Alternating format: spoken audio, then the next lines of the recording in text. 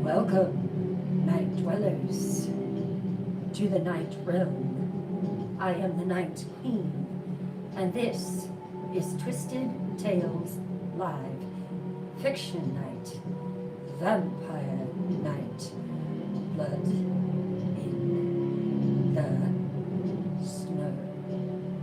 Welcome. Come on in.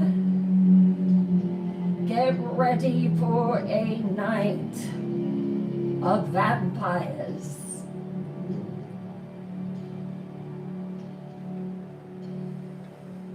Hello, hello, hello.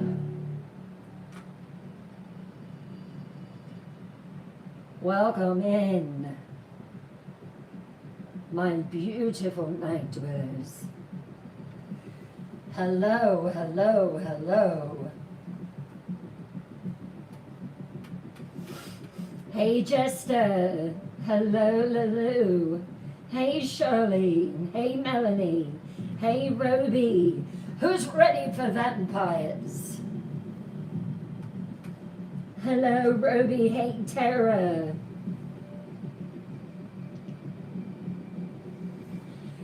Whew, I am emotionally drained today.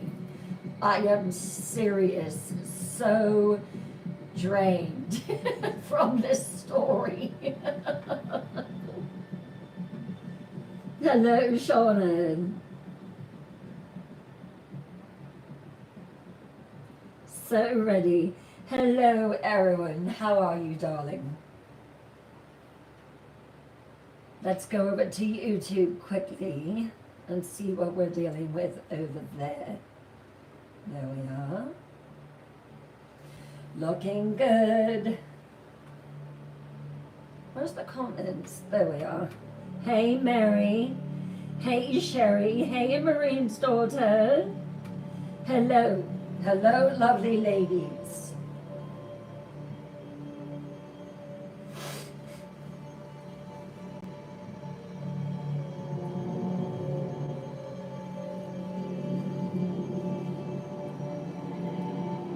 Did you know that I actually teared up a couple times today when I was writing?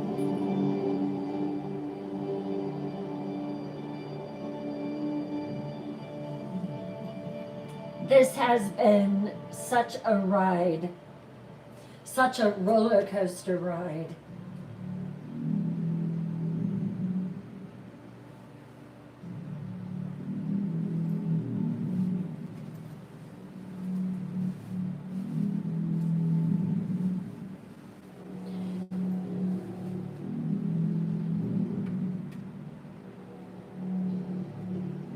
Hello, Carissa. How are you, darling? Look at some of my night dwellers over in YouTube tonight supporting. That is wonderful.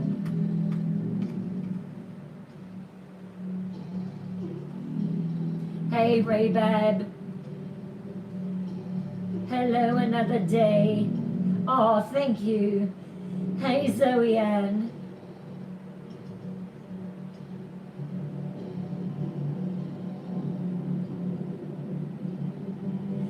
Hello, Dana of the Meds again. So good to see you. Hey, Julie. Hey, Tequilna. How are you? Hey there.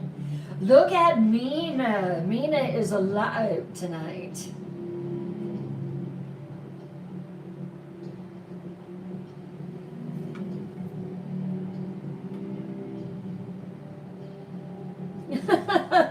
All right, Dana. Dana it is. Let's start sharing this live. This is Blood in the Snow Night. This is Vampire Night.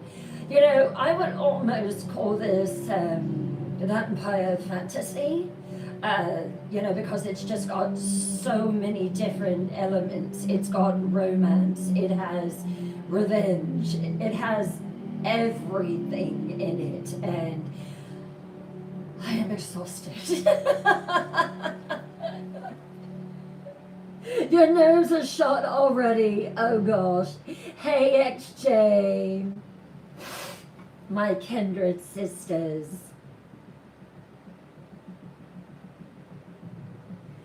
Yes, yes, yes. Welcome to the dark side of storytelling.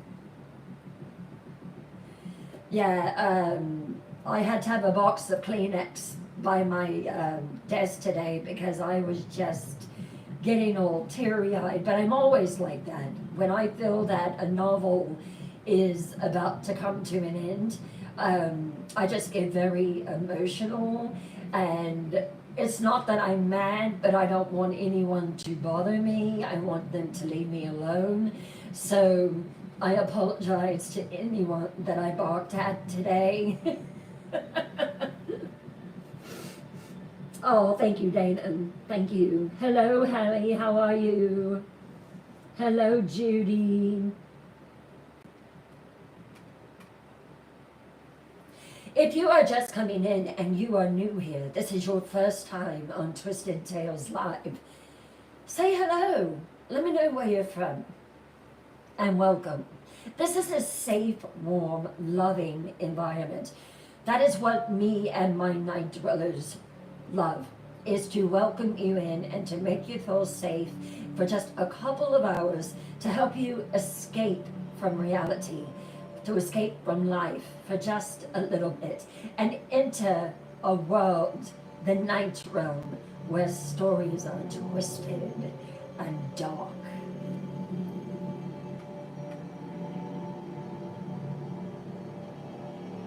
Oh, Hallie, I'm so glad to hear that. Hey, Indiana girl, how are you? Everything look good on screen? It looks lovely on my end, so I'm just making sure.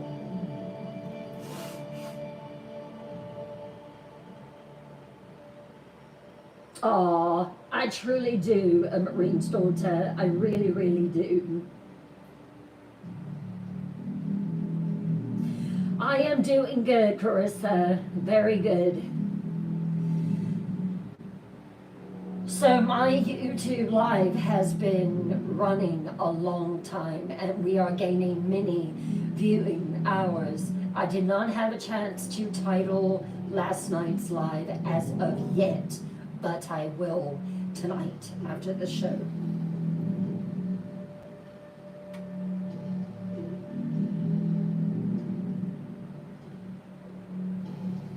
Hello, Night. Well, hello there, Night Rider. How are you? Hey, Ruby.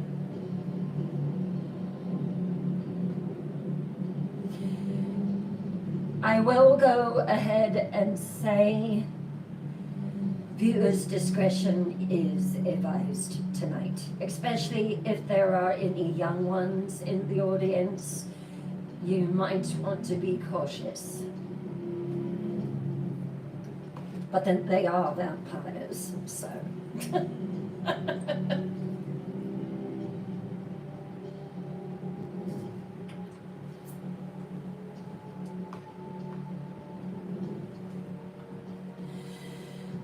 Do you know someone who likes fantasy fiction, vampire fiction, scary stories? Go ahead and share it on your platforms. They'll probably love it. And welcome to all that are here. Everyone that has followed, everyone that has liked. Thank you so, so much.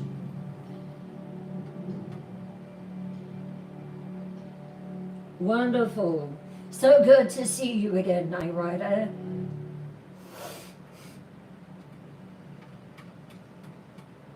Hey, Tammy. Hey, Debbie. Thank you for sharing the live.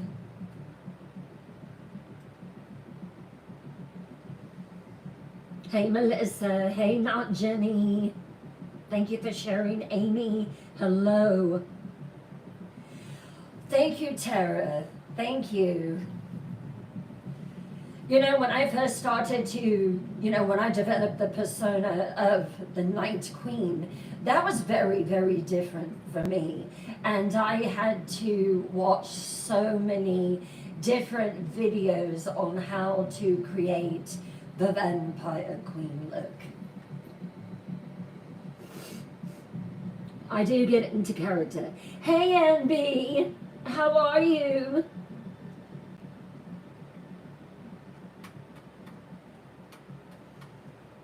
Everybody, come on in. This is one of the most exciting nights on Twisted Tales Live.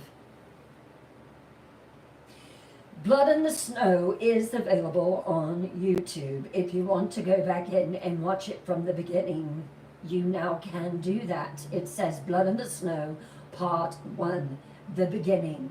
So tonight I am taking up from where we left off on Thursday. Thank you, Eddie Santiago. Thank you, thank you. Oh, I'm glad to hear that, the Rose. Hey, Spitfire. Yes, this crowd is contagious and fun, and we just enjoy one another. We do not allow energy vampires in this live. So if you come in here and plan on being negative or trying to harass or do anything like that, you've been warned.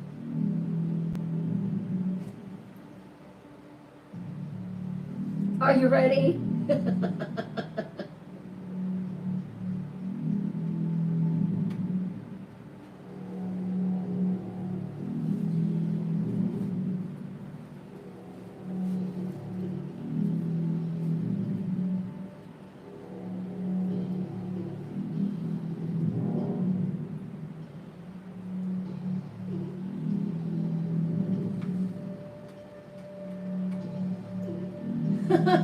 Hello there, Tennessee Whiskey. How are you? I love that song. He is one of my favorite artists.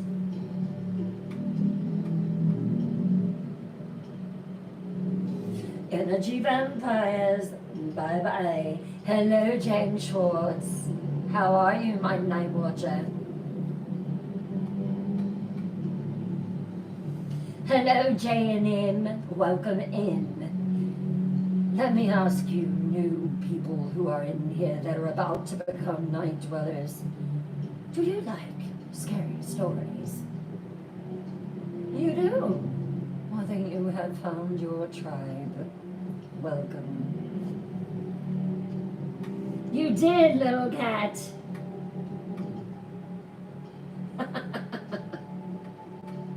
Let's make our new night dwellers welcome. Say hello.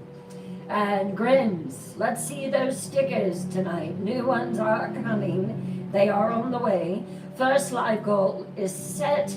And don't forget the Bewitched Boutique over here, where Twisted Trinkets are as well.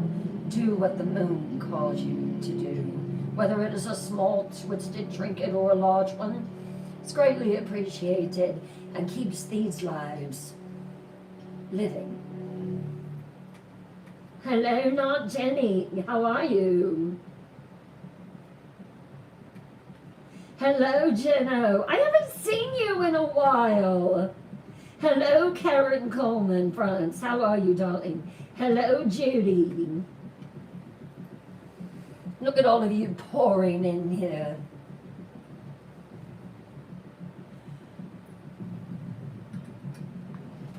What do you think is going to happen tonight?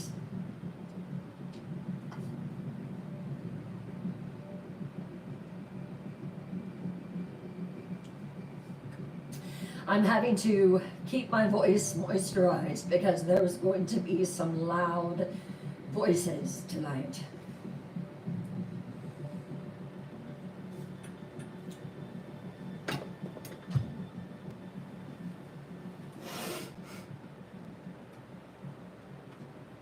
Well, it's so good to see you. Hello, Bugsy. How are you? Hello, Kiddo and Heart. Hello, darling. Hello, Cat. Yes, I tell twisted tales to scare you. Do you like scary stories, Cat?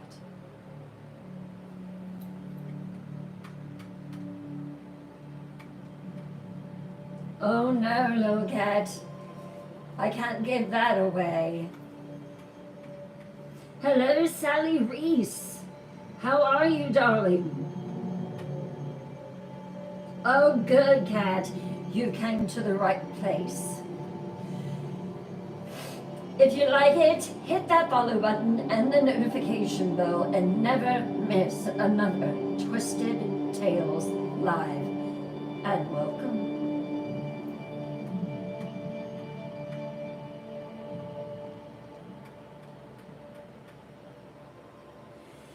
And I am so excited to announce that we hit 50K followers this morning. I have been dreaming about this since the show began, and thanks to you all, it was achieved. So thank you so, so much. Next goal, as my court jester said, 100K. I'm looking forward to that day as well. Hello, Christy Lee. Thank you for the follow. Hey, Debbie.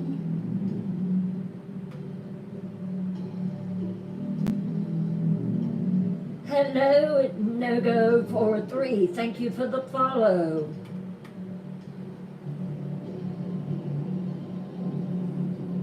All right, let's just do a quick test. How is the music? Can you hear it? Can you see Mina and Edgar in the background?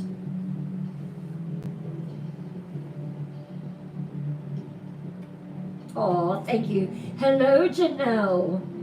How are you? Welcome in. Thank you, Tara. That's so sweet. Oh, hey, Karina. Welcome in. Wonderful. Thank you, Debbie, for that confirmation. Let me check with YouTube.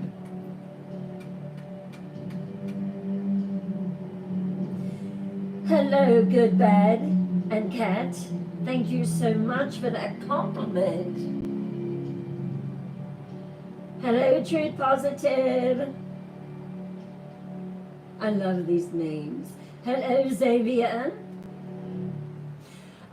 Xavier, I prefer Bela Lugosi, the original.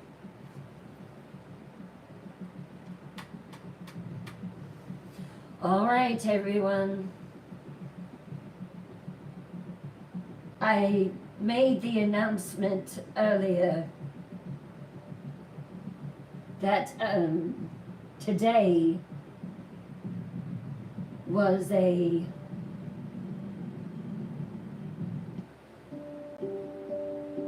tough day for me. Any time that I am about to wrap up a novel, and this one has been unbelievable, and now I'm getting ready to undertake actually writing the book here soon when the story is over. And I just want to thank you all for embracing Blood in the Snow as you had. It is just mind-boggling and inspiring and just incredible that you have allowed my imagination to flow. I actually questioned my night watchers this morning. We always have our meeting, and and I asked them, I said, I have a very twisted mind, don't I? And they responded, yes you do. But thank you so much, everyone, for just embracing it, and I hope that you enjoy tonight. As I said, viewers' discretion is advised if you don't like vampires doing what they do.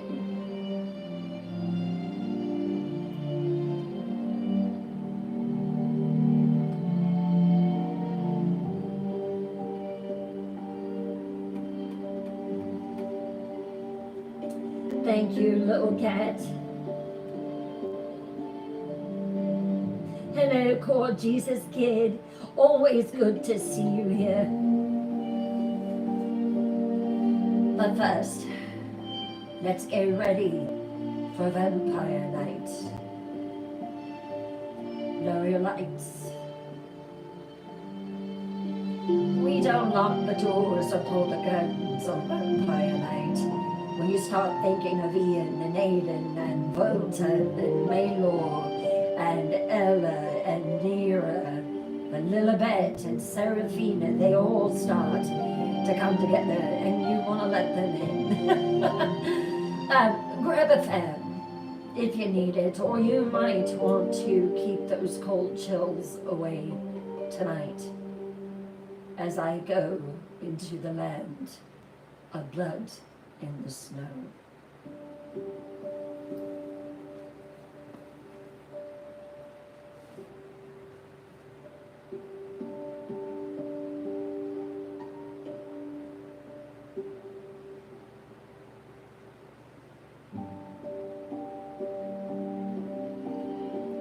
When we last ended Blood in the Snow, Ella had been taken by Lord Eric Volton, the Ancient One, the vampire. He took her to his place, his world, and it was discovered. And when Ian found out that she had been taken, he, and with the advice and urging of Nera, decided to go to Maylor Vane. Maylor Vane is another powerful vampire, but they need his ability, his power, his magic to be able to cross the threshold into Volton's world.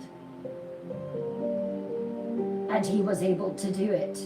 The portal opened, the crypt opened, and that's where the story takes up tonight.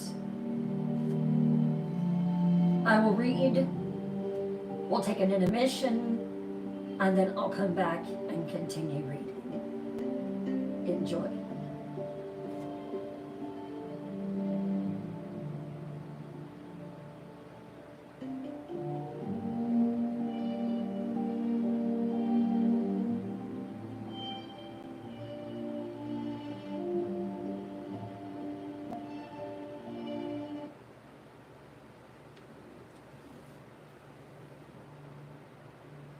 I'm letting the music get me in the mood.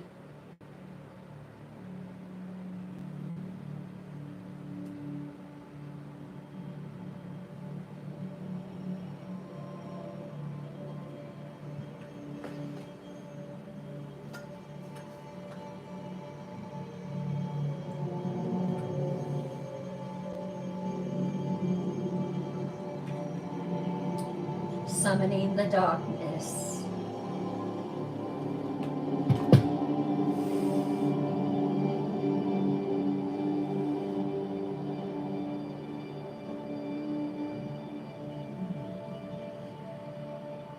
The crypt door opened, groaning with pain, and silence, true silence, fell. No footsteps, no breath.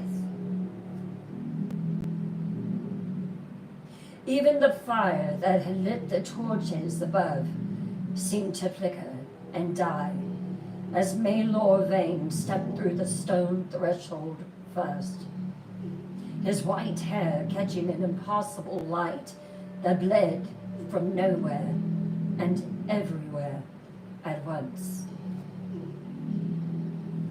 Ian followed, every muscle tight, struck tightly like the chords of a violin, jaw locked, anger radiating from his face. The old fear coiled like a serpent in his spine. You see, Ian Blackstone had walked this path before.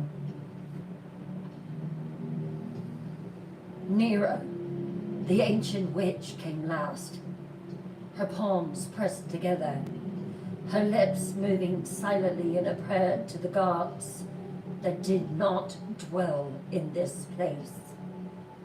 And then they crossed.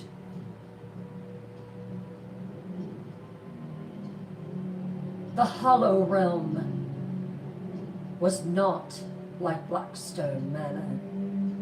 It was a wound, a kingdom where the world itself had rotted inward. The sky was black and cracked, like something massive had tried to claw its way free. Veins of molten red pulsed across the heavens like blood trapped beneath skin. The wind didn't blow. It hissed. It whispered. It watched. And the ground was ash and bone, paved with obsidian that reflected no one's shadow. Tall trees twisted around them, black bark with no leaves, just fang-like thorns dripping thick red sap. Some of them moved when they shouldn't have. Some of them breathed. Well, welcome to the Hollow Realm, Maelor Vane said, his voice like frost cracking. The Hollow Realm, the rotting moon. Above them, far off in the sky, a dead moon hung, massive, black, and rotting. Ian's breath came hard. I know this place well. Nira touched Ian on the shoulder. What do you mean? Volton. He brought me here centuries ago. Nira glanced at him. Is that when he turned you? Yes.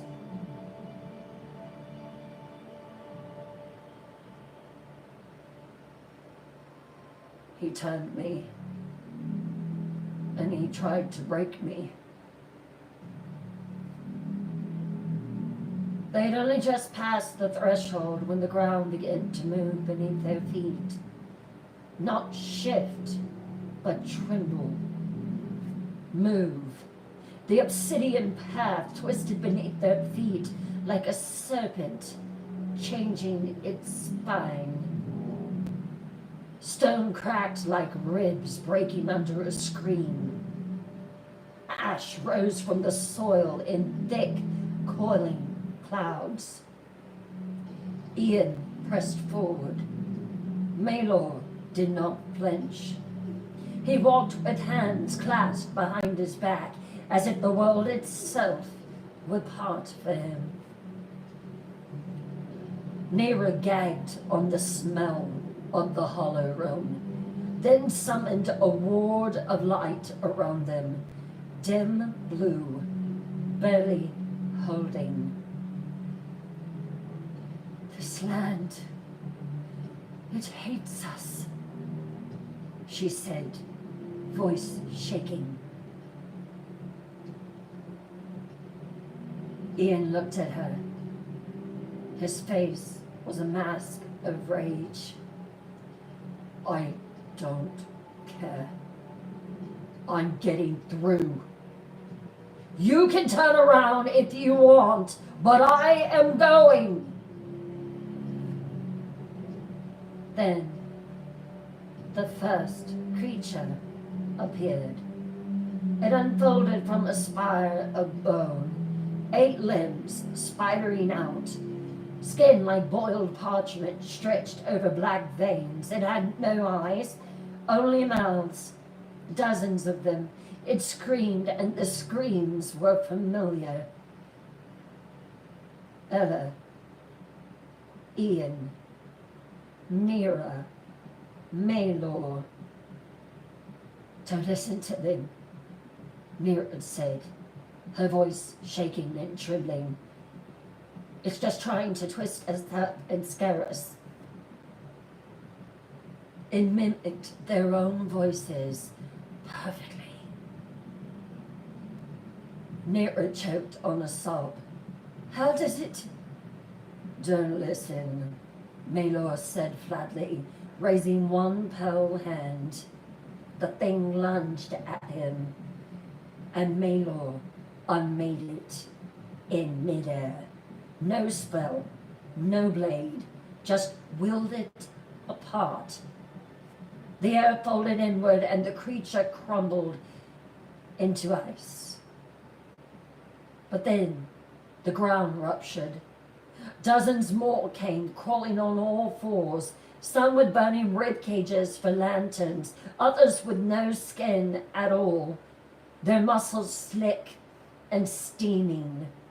Ian drew his blade, his eyes red and furious. Let's end this! Malor said nothing. He merely stepped forward, and the wind screamed around him. Nira whispered spells, her eyes burning bright as flames, curled at her fingertips. They fought through limbs and teeth and memory, through visions of Blackstone burning to the ground, through illusions of Ella screaming their names. The hollow roam played dirty, and it played deep.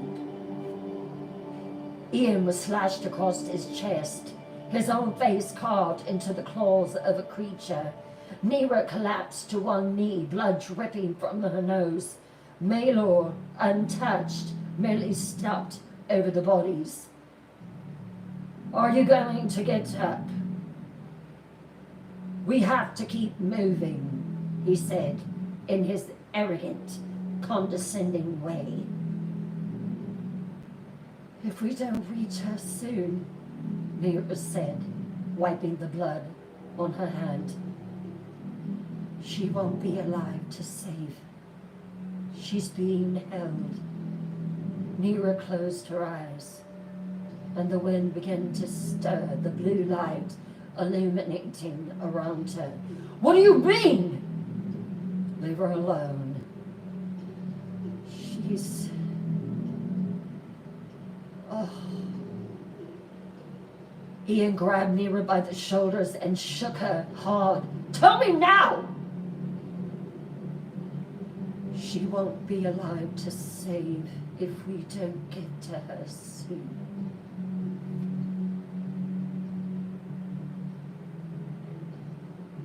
The chamber was silent, but for the hiss of writhing shadow. High above the throne floor, Ella hung suspended, her length stretched out by coils of living rope, black as tar, twisting, breathing, hissing like serpents. They slithered around her wrist and ankles, biting into her skin just enough to burn, but never to bleed. Her pale, moon-touched hair hung like silver smoke, drifting when the heat that rose from the blood fires below. Her body trembled from the hours she'd been held aloft. But she hadn't screamed. Not once. Not even when the ropes tightened around her. Not even when her muscles began to tear. And below her, he sat. Eric Volton, clad in obsidian robes that gaped open, showing his chest, and still as death, one leg crossed over the other, arms resting gently on the arms of a throne carved from spine and stone. He watched her, eyes glowing faintly, not with fire, but curiosity. He had always broken them, but he could not break her. And then he spoke.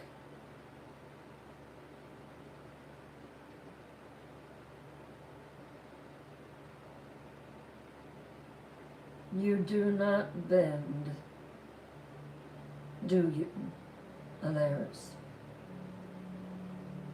His voice was calm, soft, like a father appraising a child who doesn't know it's already lost. You float here above my court, above my reach. You think, still proud, still pure. Volton stood, tall, kingly, and the shadows shivered at his presence. The coils tightened again, just slightly, drawing a gasp from her lips. Still, she did not speak. Eric walked beneath her now, hands folded neatly behind his back. I have broken kings. I have destroyed brides. I have leveled kingdoms. And yet, your silence offends me more than your defiance. His fangs gleamed. You hang above me like a martyr, Alaris, but I see what's in your heart. I see all of it. He stopped and looked up at her, voice lowering. You crave the wolf. You crave fire, but not Aiden's. No. Not Ian's. He tilted his head. Beautiful, Alaris. You crave mine.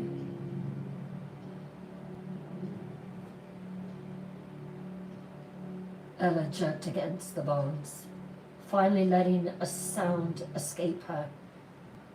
Anger, rage, half fury, half breathless agony. Eric smiled. There she is. He raised one hand and the ropes twitched, sending a wave of pain through her back, her shoulders, her spine arched against it. Eric continued to pace below her.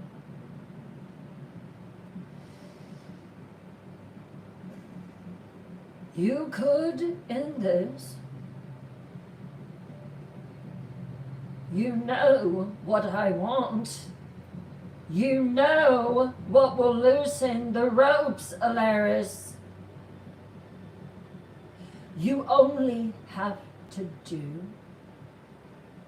one thing. Two things. Kneel and say you are mine.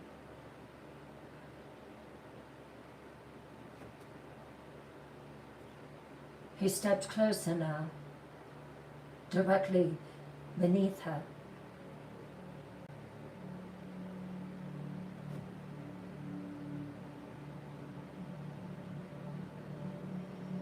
I'm waiting. You won't win, Alaris. I promise you.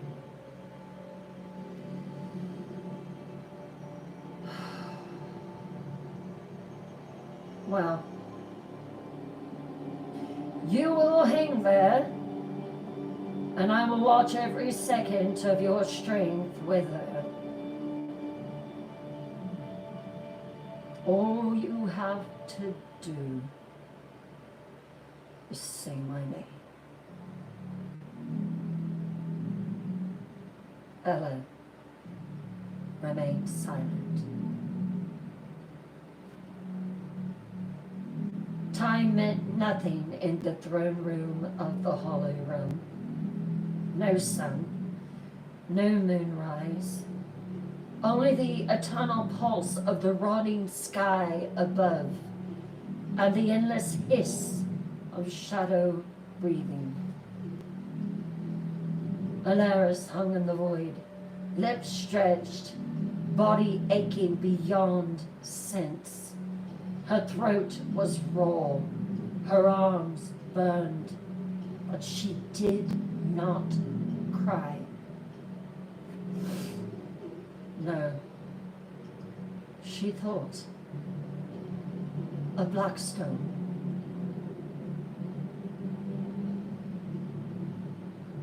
Of Ian. Of Seraphina. Of the pain that she had already survived.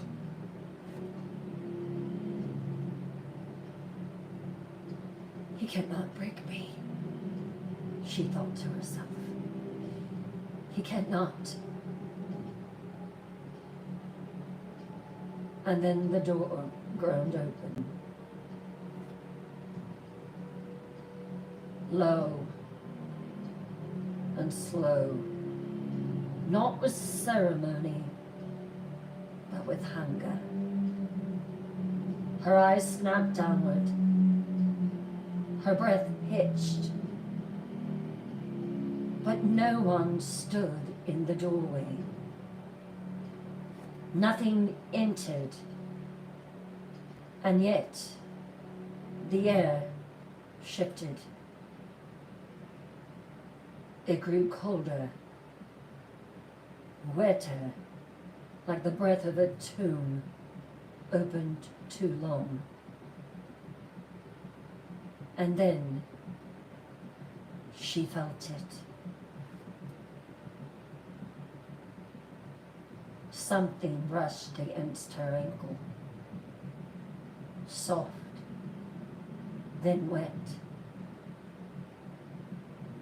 then wrong. She looked down and gasped.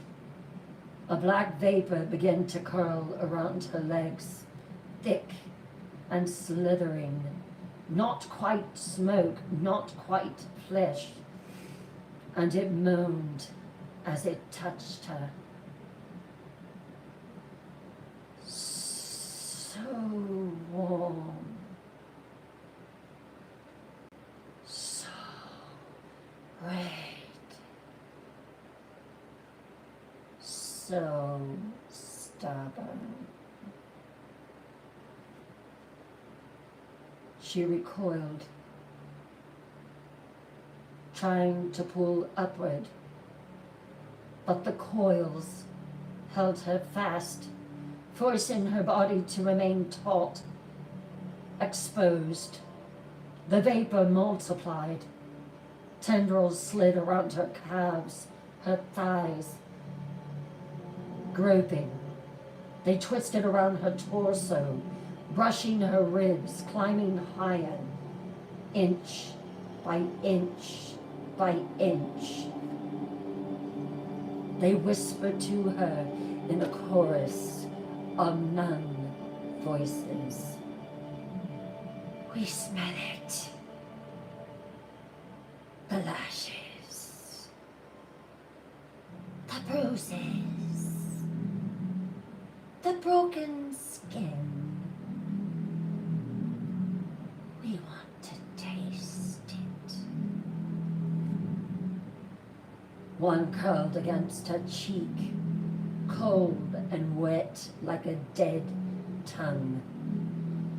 Ella twisted her head to the side, her eyes wild. Get off of me! But the whispers just grew louder. Let us in. Let us feed slow. You're already his. Why not ours?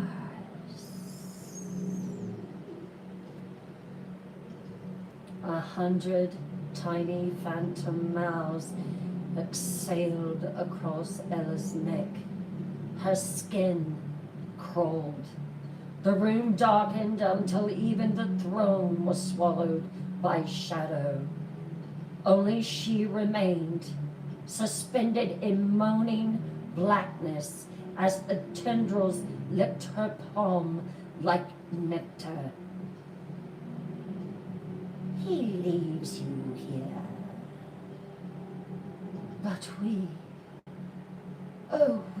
would never leave you, Crimson Queen. Not until, that is, there's nothing left to devour. The sky above them shadowed in green fire, and Ella was attacked.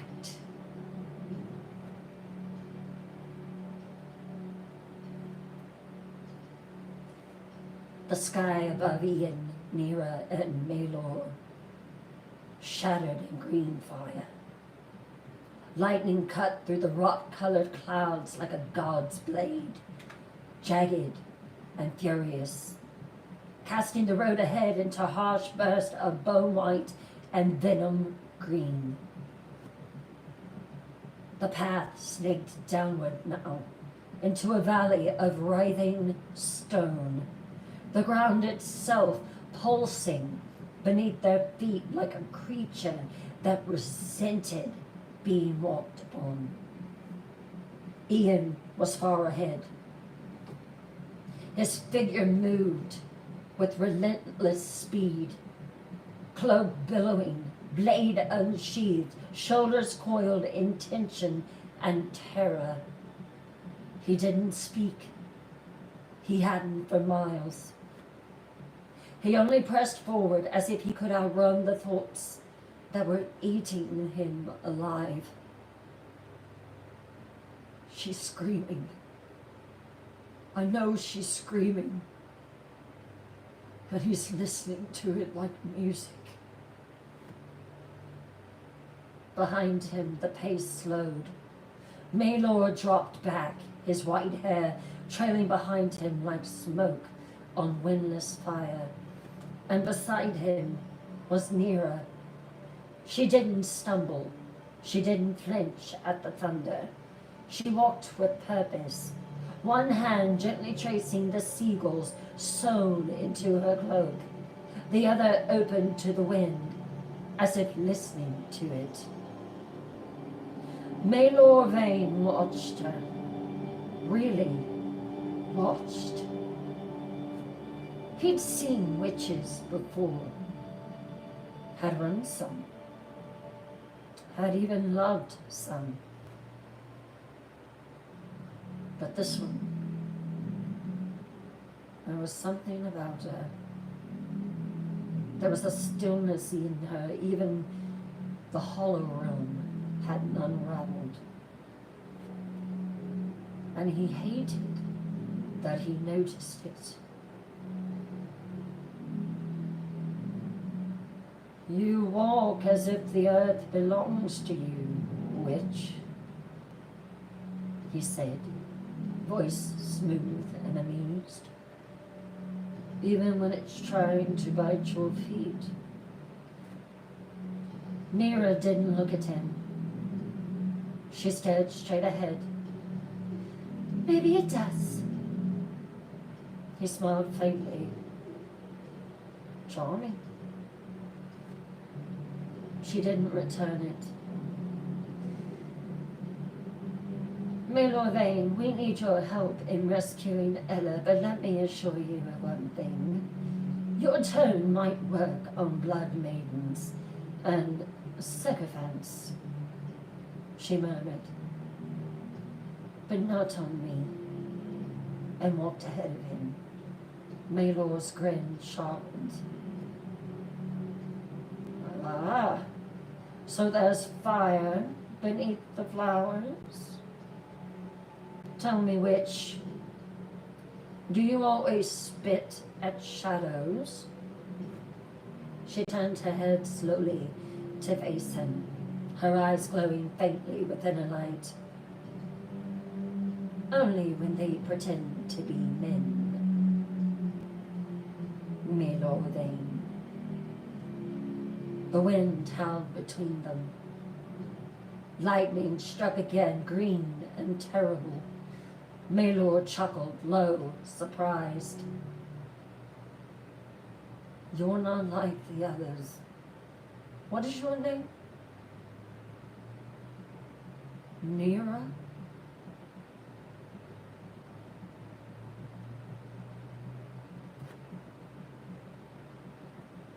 No, Nira said, her gaze shifting back to the path. I'm not like the others, and that scares you, doesn't it? No, you don't scare me. You fascinate me. He walked ahead of Nira then, said nothing more, but he didn't look away. As he backed away toward Ian, his eyes were full of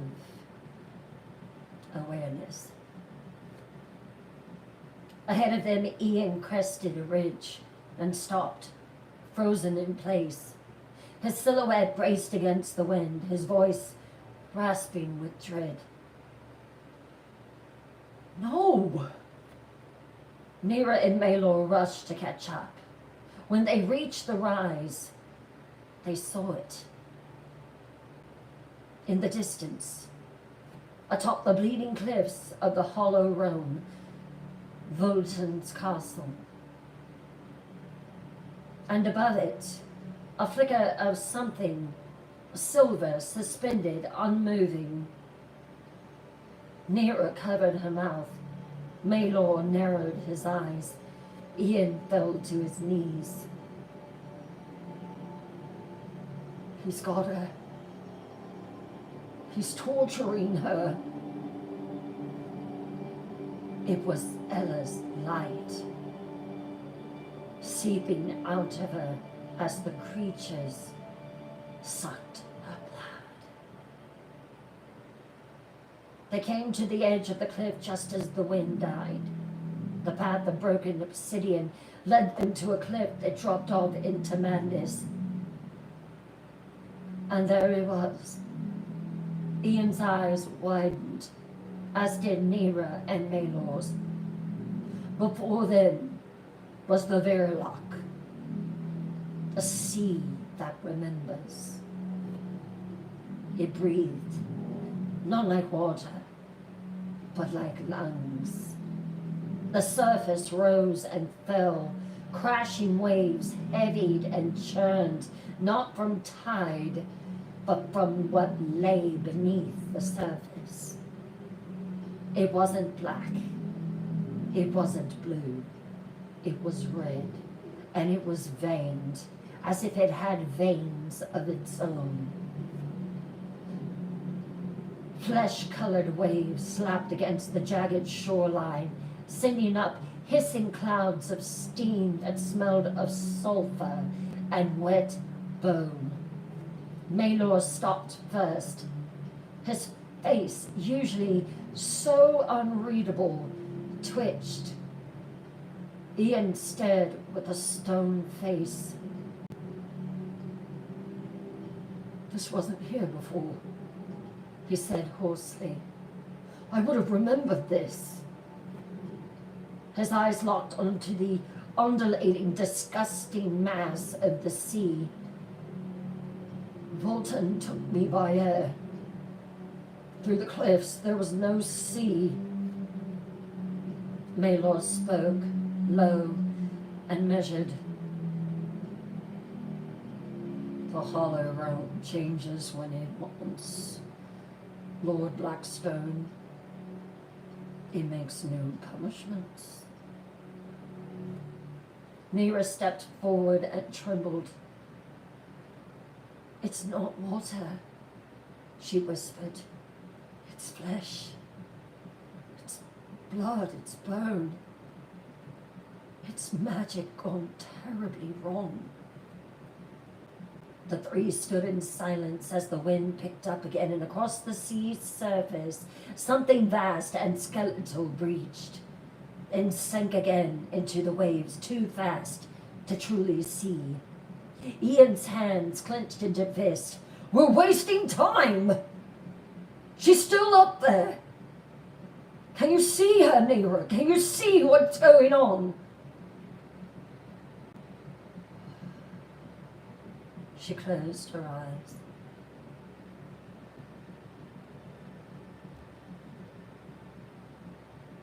She's not alone. She's not alone. She's still up there. She's suspended, but she's not alone, Ian. Maylord turned his eyes toward the distant crimson-lit cliffs where Volton's castle clawed its way into the sky. Then we cross! Nira glanced at him. How? How, Ian? Look at this mass ahead of us. Maylor smiled thinly. We can cross it, but carefully. The wind howled against them, hot and iron sweet, carrying with it the scent of decay and distant screaming. The Verilak sea pulsed before them, dread, veined, glistening, breathing. A single spine-like fin broke the surface, curved and jagged like a serrated dagger, then vanished beneath the waves again. Maylor Vane stood still at the edge, watching, calculating. Ian's patience snapped.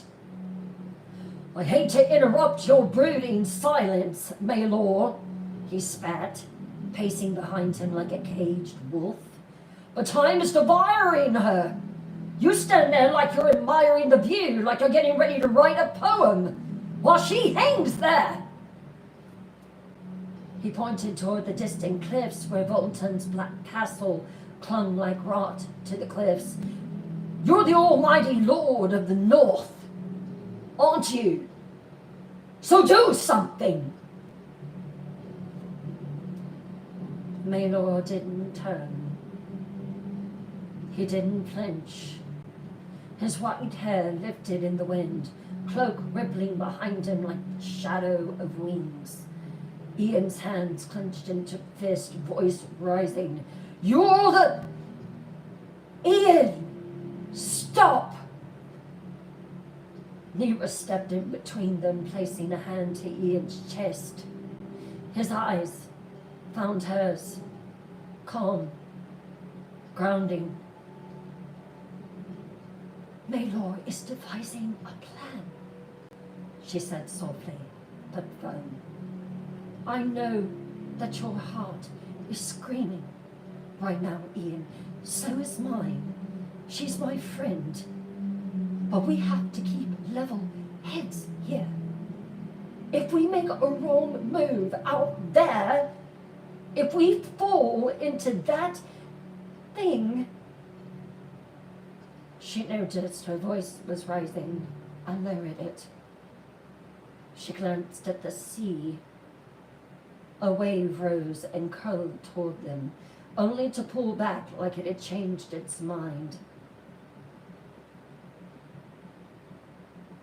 If we fall into that, there's no coming back from it. Let Maylor walk. Ian's jaw locked. His chest rose and fell, one breath, two, before he nodded once and turned away. hands still trembling. Maylor finally moved, one step forward, then another. He crouched low and reached down, dipping his bare hand into the steaming red sea. He watched the ripples like a man listening to secrets.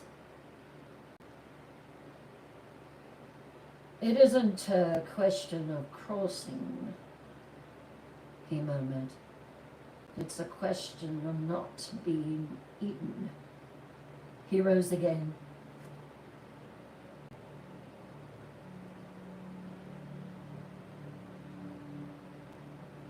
"Give me some time, and I'll give you a way across."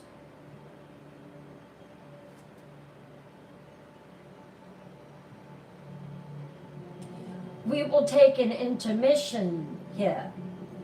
Let you go and take a 5-minute break and breathe. It's been intense, hasn't it? And then we will come back with the rest of Blood in the Snow. See you in 5.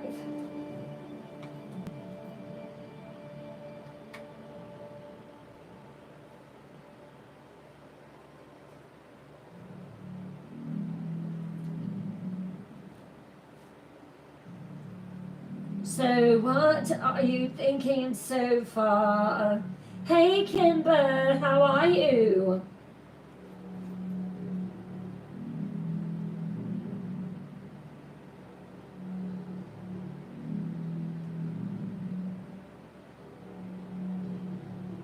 You're loving the new crystal ball.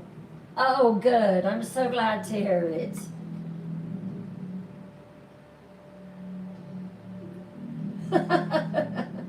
No breaks, no breaks.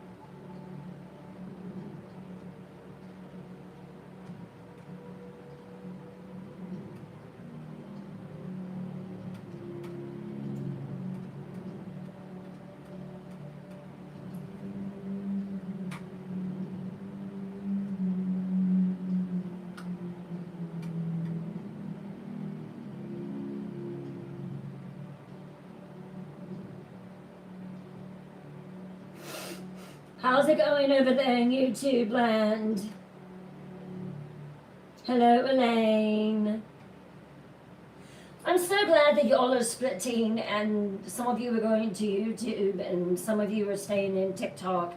That is absolutely amazing. Thank you for supporting both platforms. Thank you so much. Let's keep sharing this live. Let's keep sharing it, sharing it, sharing it. People who like cryptids, people who like vampires, people who like vampire fantasy, dark fiction. This is going to be right up their alley. So go ahead and share it, please. Thank you so much to everyone who has followed tonight. If you're a new follower, shout out, I am Britain, and I will give you a proper welcome.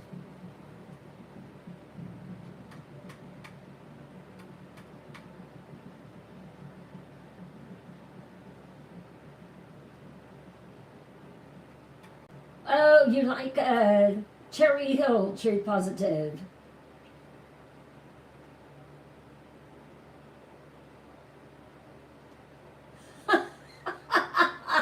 I am loving these comments. Oh my goodness.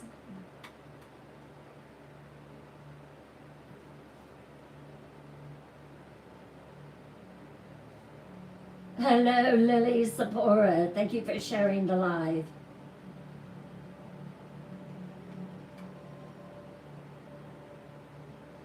Hello, Evie. How are you? Welcome in. So glad to have you here. Can you all let me know where you're seeing the Twisted Tales live? Is it in the Bryn's Writing Tips, or is it in this app, or is it in Lemonade or YouTube? Where exactly are you seeing us? Are you seeing us on the FYP or what? I would love to know.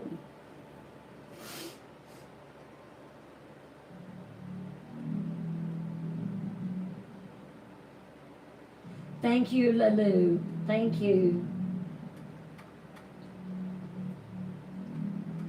Welcome in, welcome in, welcome in.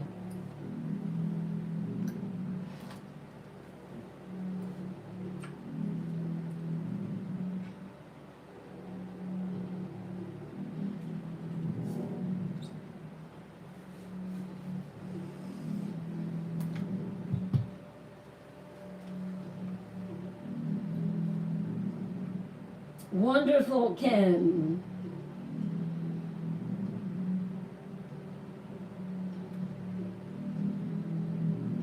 Awesome. I'm so glad that you like it, Court Jesus Kid. So glad.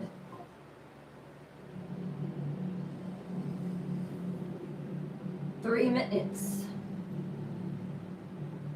I thought I had some chocolate around here somewhere. Now I don't see it.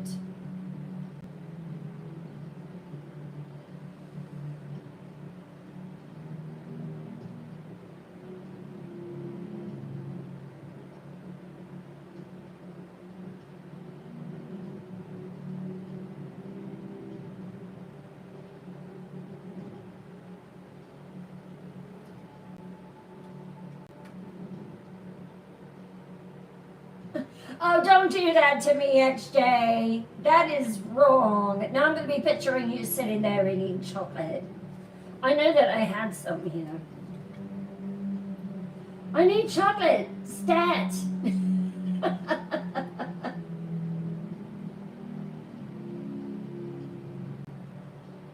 Well, that is a good thing that you're seeing it on the FYP. Who's eating buttery popcorn right now?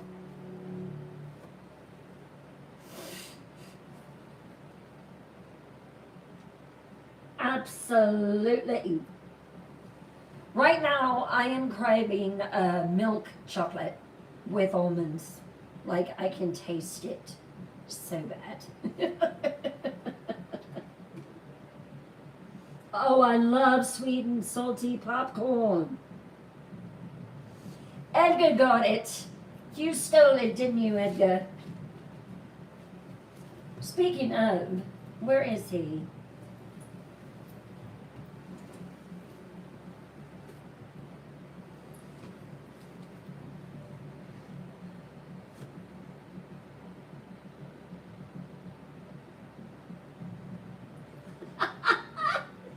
For ice cream, what kind? Oh no, Bugsy. Oh, I love those Cadbury eggs. Those things are absolutely amazing. We're 50% to the Twisted Trinket goal. Who's going to get us there? Just know that every Twisted Trinket that is given in this life goes toward this live. Design, set, music, everything. And there are so many big things that are coming. So hang tight. Here's a few chocolate bars from the loft.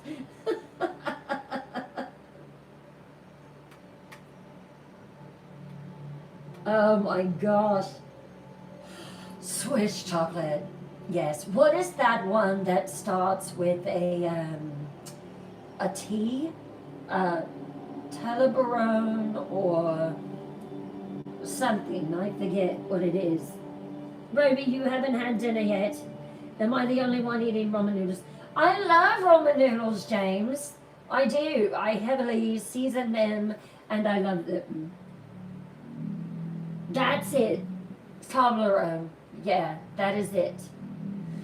All right. I took a little bit of a break. My crown is pressing on my head.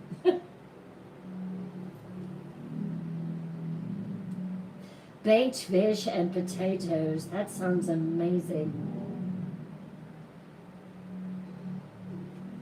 So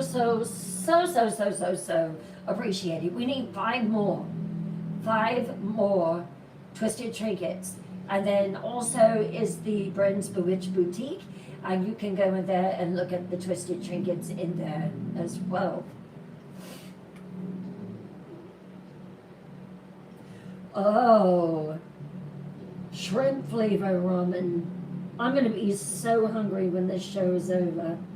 Hello, Beatrice. How are you? Love Sloppy Joes. Love them. Love them. Love them. Thank you for the beautiful gifts. Thank you, Beatrice. Thank you so much. Thank you. Thank you. Thank you. Thank you. Thank you. Thank you. First live goal reached. Amazing.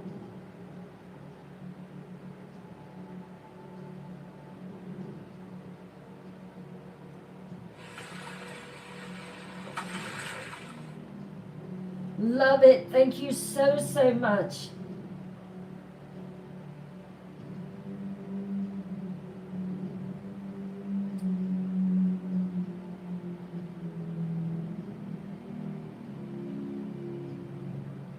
And now it's time for the second portion of Twisted Tales Live.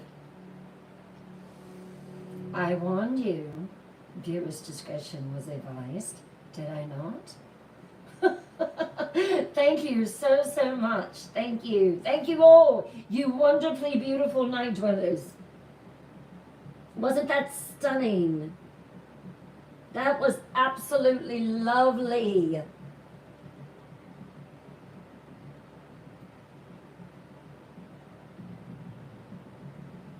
Thank you so much. Thank you. Thank you, XJ. Thank you. Very quickly, before we get back into the story, let me go in and just say a thank you to everyone. It would not happen without you. The show would not happen without you. I want to thank the following. I want to thank Erwin, Roby, Tara, Mia, Kimberly, Julie, Dana, Zoe Ann, Judy, Haley, Summer, Ann B, Spitfire, Lil Cat, thank you. Not Jenny, Karen Coleman, thank you.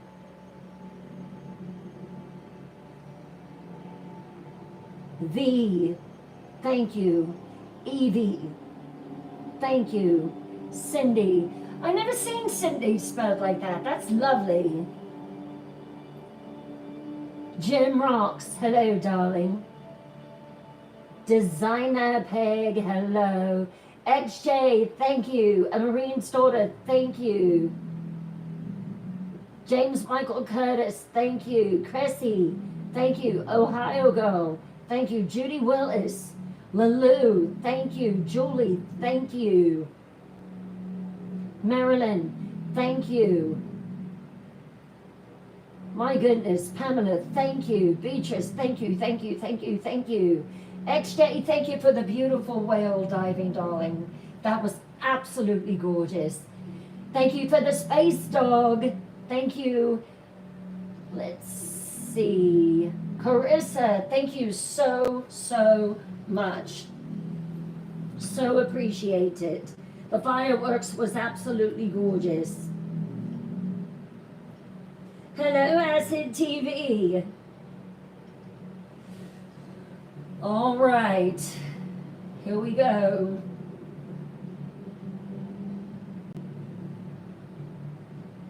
I need another sip of water.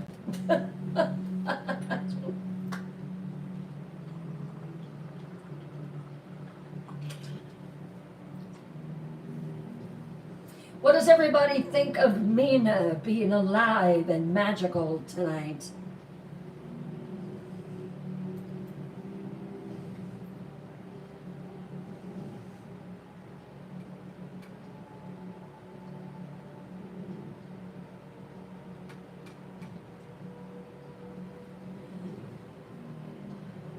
All right.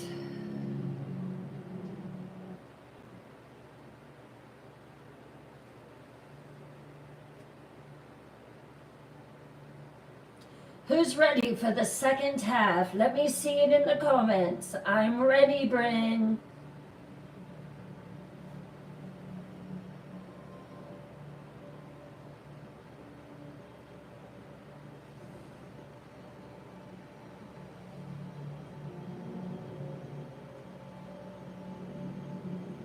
All right, here we go.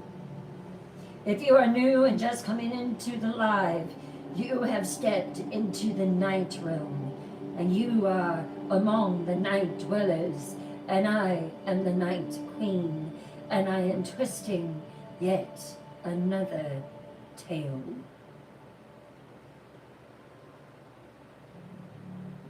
The hollow realm throned with a dark pulse. Its winds moved in strange rhythms. Its sky split open with no lightning, only teeth. And at the heart of it all, beneath the throne forged from the shattered bones of angels and kings, he waited. Eric Volton.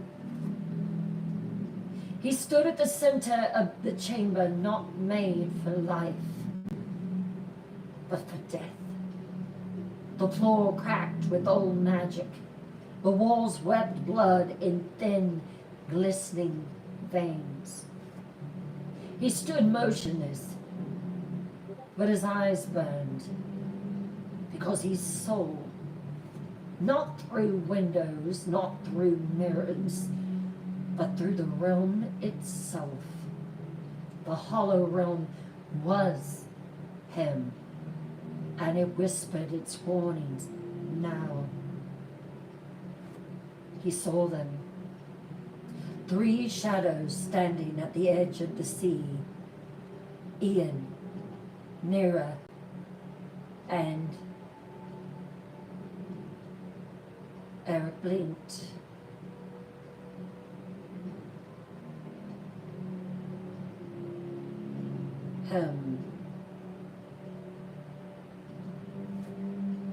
The words spilled from Volton's lips like poison.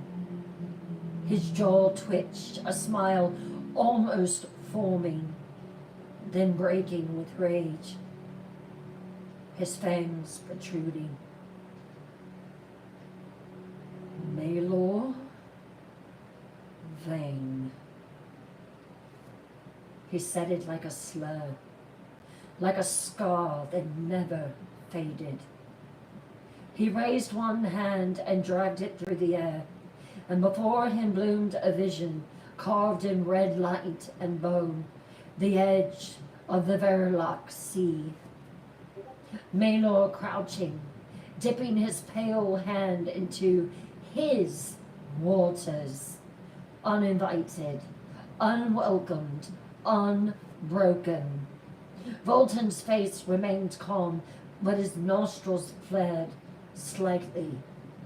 His robes rippled, though there was no wind in the chamber. Behind him, a creature stirred, faceless, massive, made of smoke and screaming. It recoiled as if sensing his fury. That northern carrion dare step foot into my realm.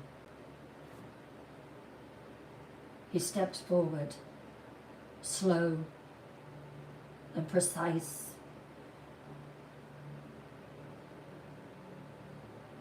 I gave him power once. Gave him ice and blood. I'd forgotten names. And what did he do? His eyes flashed. He turned away, called me a monster, and refused me. The throne cracked behind him from sheer pressure. He didn't flinch. And now he brings the wolf and the witch to my gates. He thinks he can take her, my bride. He turned, gaze cast toward the high windows, though they showed only wrought sky. Let him come. Let them all come. His voice dropped into a whisper, so cold it made the walls drip frost. This time, I won't let them leave.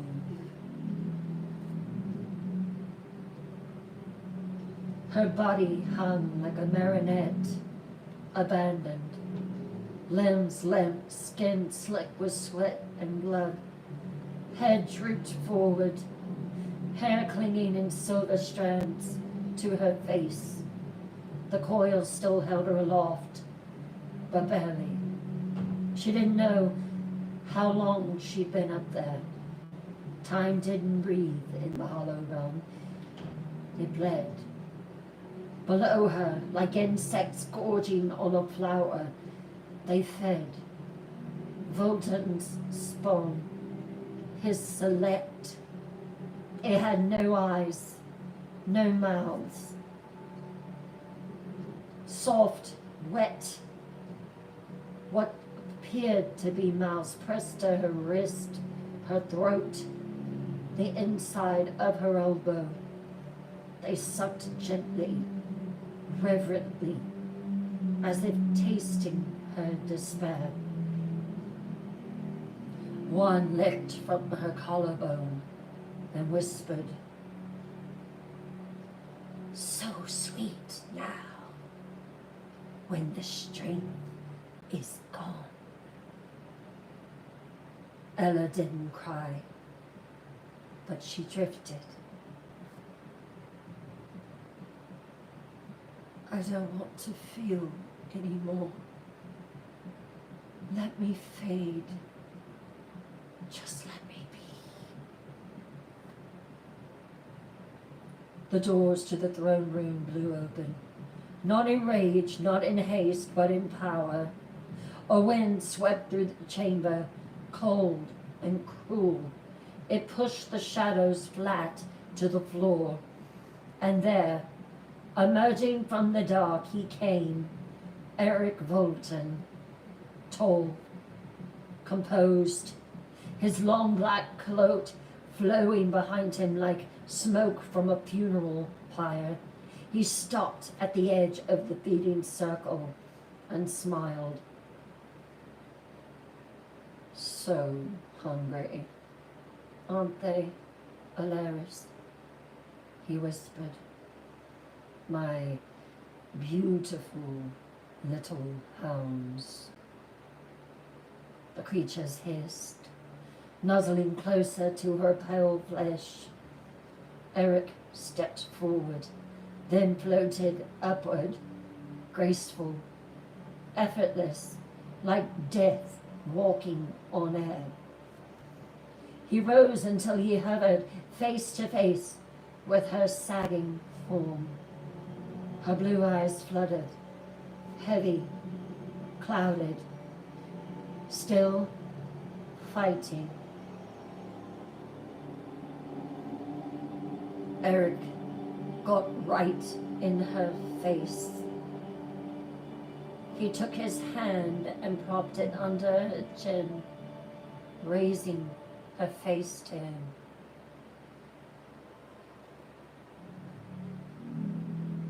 Are you ready to give in, Alaris?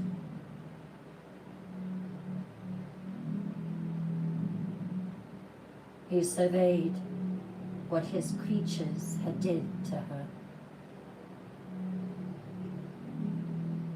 Are you ready to bow? His voice was velvet, soaked in venom. She didn't answer. She didn't have the strength. He leaned in close, fingers tracing the curve of her jaw. And as they continued to feed on her, he said, leave, without turning. And below them the creatures hissed and slithered away, melting into the corners of the throne room like oil seeping into cracked stone. Now it was just them. Eric cupped her cheek. He's coming, you know. He leaned in closer. The wolf and the witch. So brave, aren't they? But yet, like you, so foolish. All to rescue the Crimson Queen.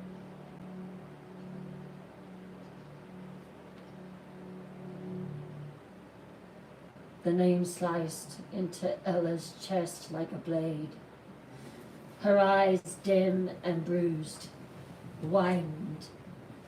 Her breath caught, and tears welled in her eyes.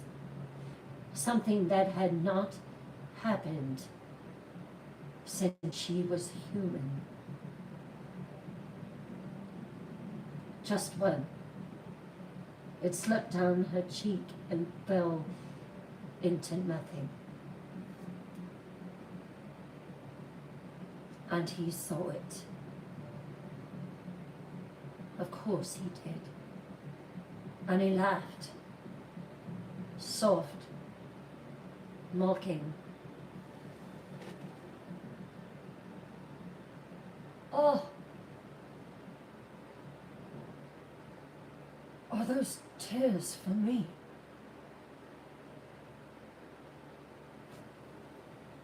I am touched, Alaris. He leaned in so close his breath kissed her lips. So deeply touched. My queen to be.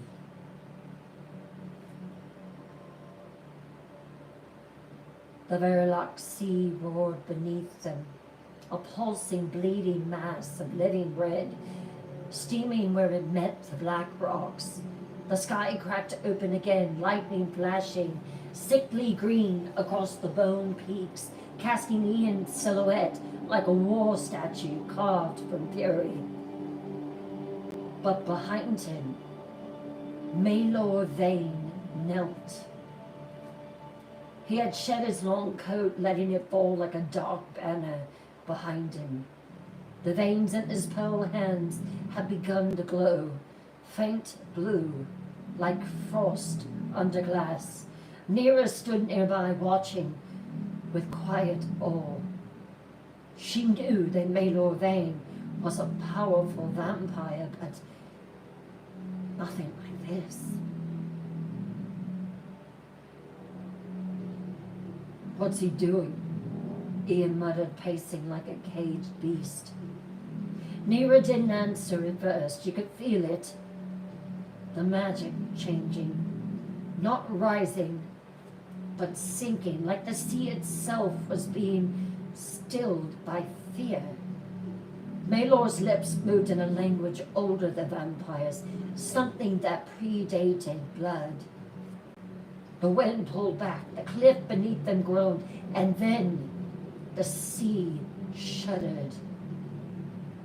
Not with a wave, but with recognition. Like it had heard a name it swore it forgot. The waters parted. Not entirely, but enough. A narrow stretch, veined and steaming, peeled open across the surface, forming a path of flesh and shadow. It wasn't stone. It was living tissue. A bridge carved from the sea's own hate. Ian stepped forward, teeth clenched. What is that? Maylor rose slowly, white hair blazing against the black. A heartbeat. It will hold until it tires of us. We must move quickly. Nira whispered a word at her throat and took the first step. Ian followed, blade drawn. Maylor came last, his eyes cast upward to the rotting black moon overhead. Be grateful, Wolf, he said softly. I only open the doors. I don't promise what waits behind them. Volton stood at the window of his highest tower, his hands folded behind his back, eyes gleaming like withered stars. Below, the Verilok sea began to part, dividing him, because Maylor Vane dared. And worse, he had succeeded. Volton's face was calm, but his rage was absolute. The hollow realm knew it. The walls groaned, the skies dripped. He turned from the window and whispered, Bring her. Bring her now. The air split, not with light. A wail like a dying child echoed through the chamber, and from the crack in the floor she emerged. Mother Scartha, old, twisted. Her skin was mottled ash and oil stretched high over too many cheekbones. She slithered instead of walked, her legs long gone, her ribs open like wings. Maggots crawled from her lips and returned willingly. Her hair was not hair, but tendrils of smoke soaked in spells. She smelled of wet graves and iron. And Volton, she smiled as she bowed low, bones cracking. My lord, you summoned me.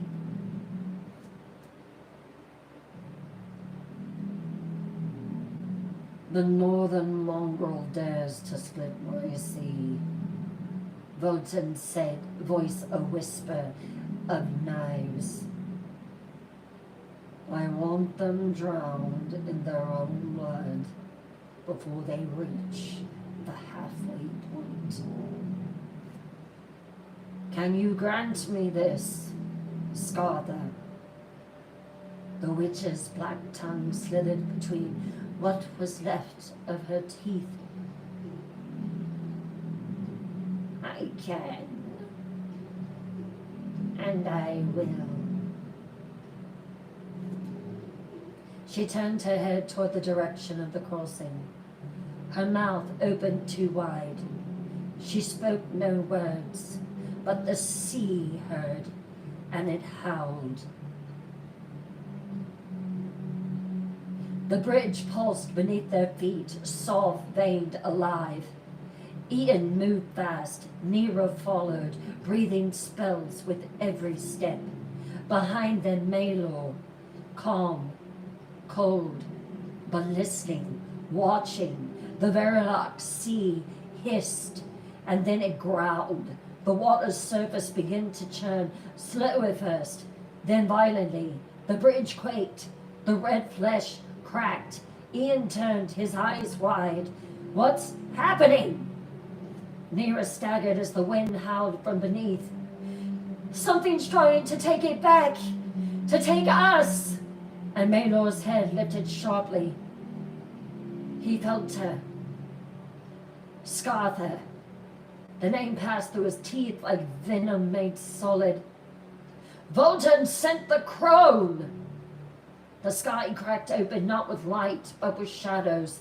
Far above them came no form, only a shriek, a cry so high and brittle, the bridge curled in fear. The sea exploded upward.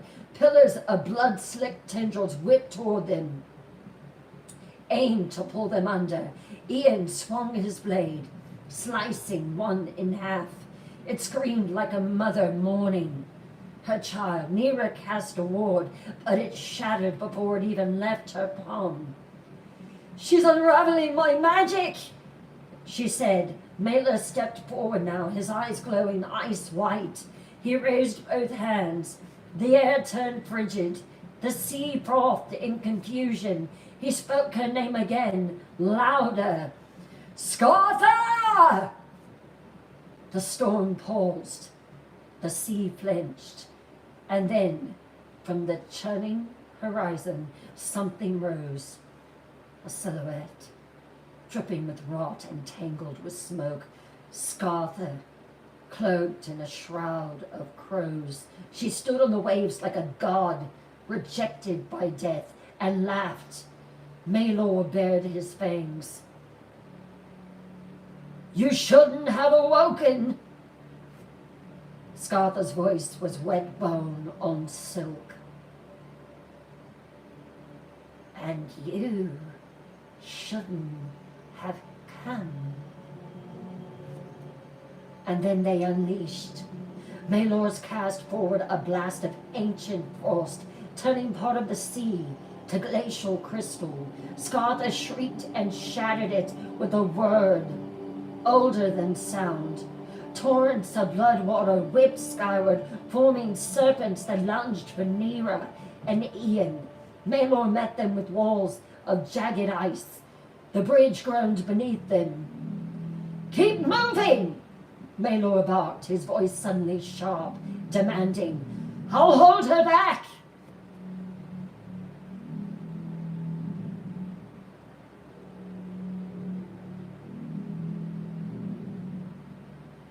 In the highest chamber of the castle, carved from rot and ruin, Eric Volton stood before a window that bled light.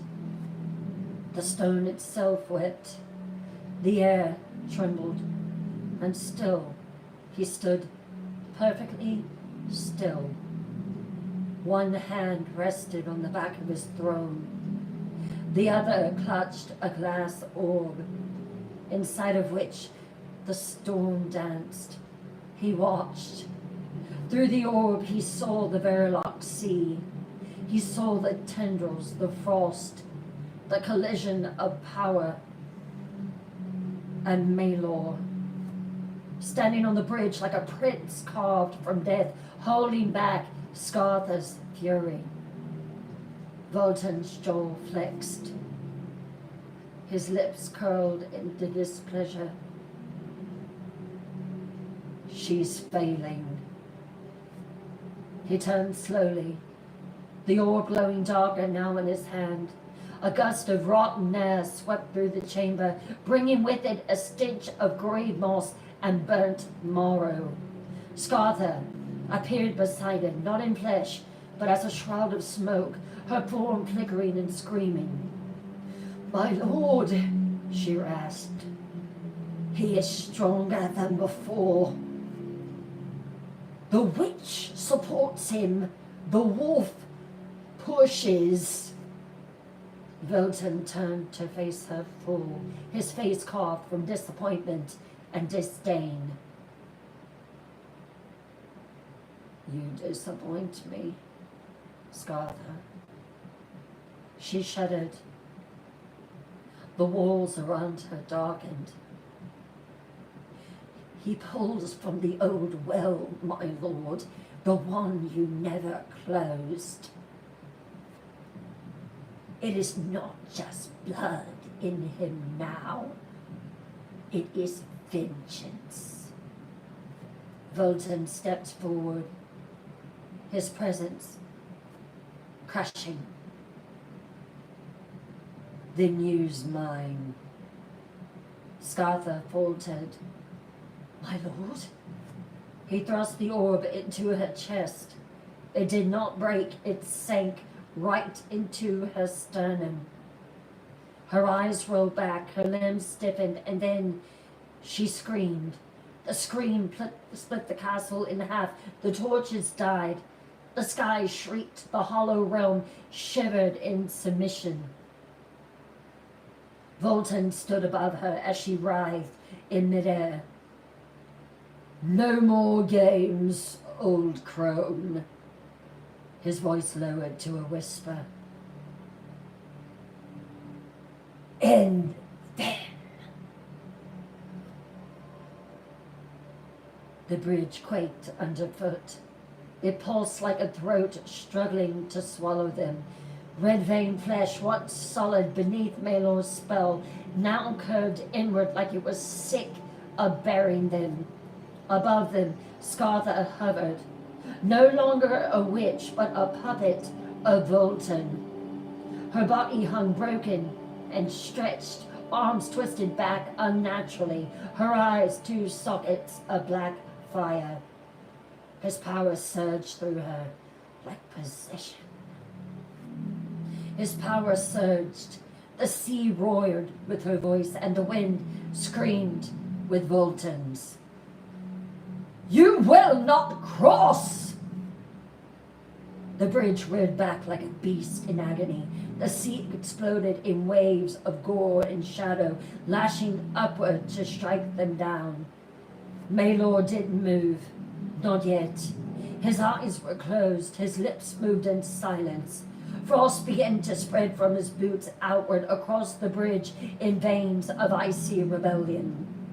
Nera raised her hands, her lips whispering counter curses, desperate to hold the bridge together.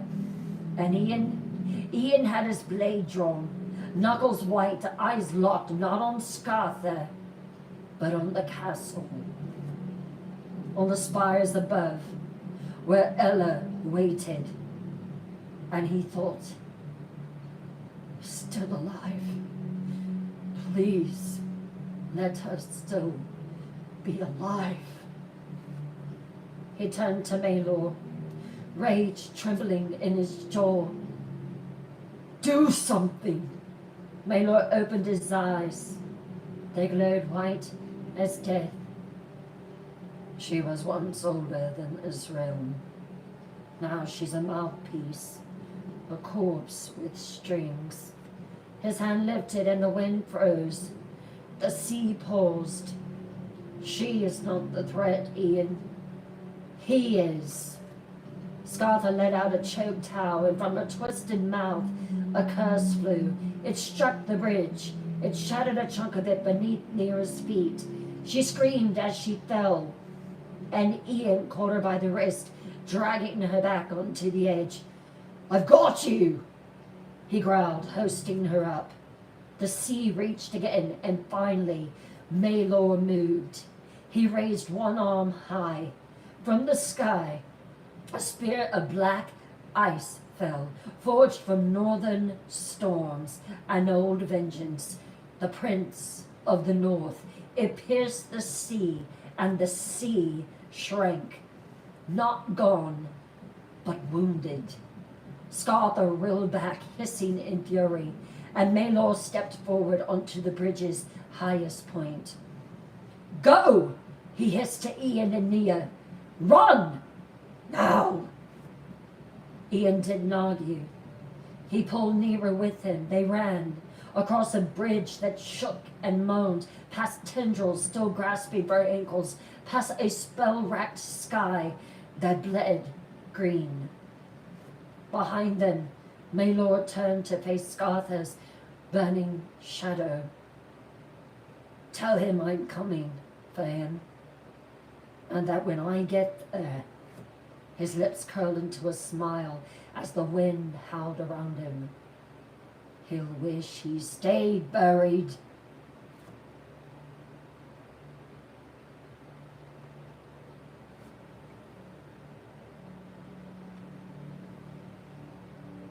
The chamber trembled with Eric's rage, not from thunder, not from magic, but from Votan's wrath. He stood in the center of the throne room, cloaks spread wide like the wings of a god fallen from his own altar. The shadows curled tighter around the columns. The blood candles snapped out, and Ella, still suspended, still bleeding, still bound, she lifted her head slowly, every muscle screaming. Her wrists were raw. Her back was a tapestry of lash marks, but her eyes were blazing blue. Votan watched her in silence for too long, and then he spoke.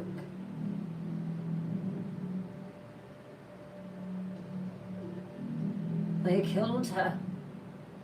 His voice was calm, cold, disbelieving. My creature, my ancient, my Scartha. He stepped forward slowly. I gave her a piece of my soul, Alaris, and still she failed me. The coils holding Ella tightened, one cut deeper with his rage. She gasped, barely biting her lip until blood filled her mouth. Votan stopped beneath her.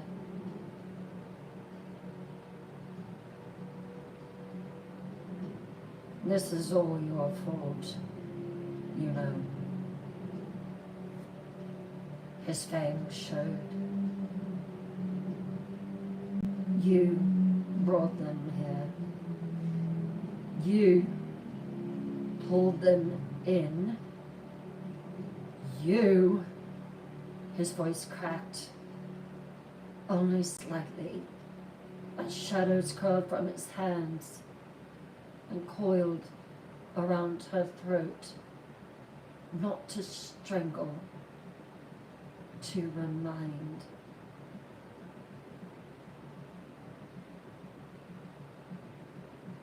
I'm done playing games with you.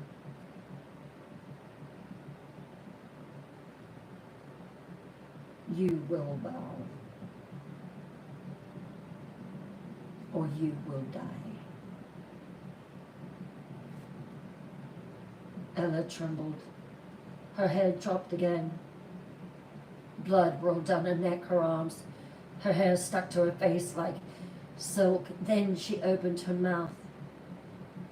And with everything that she had left in her, with a cry torn from the soul of a broken body, she screamed,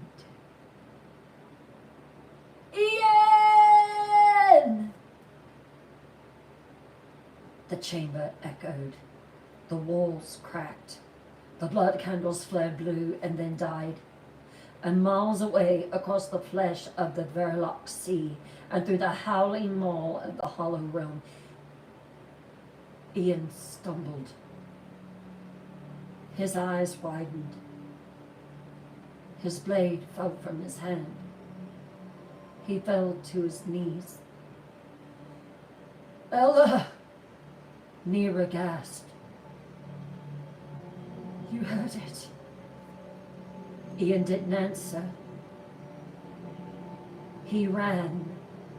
Behind him the castle loomed, and inside, Volton's face slowly twisted into something monstrous.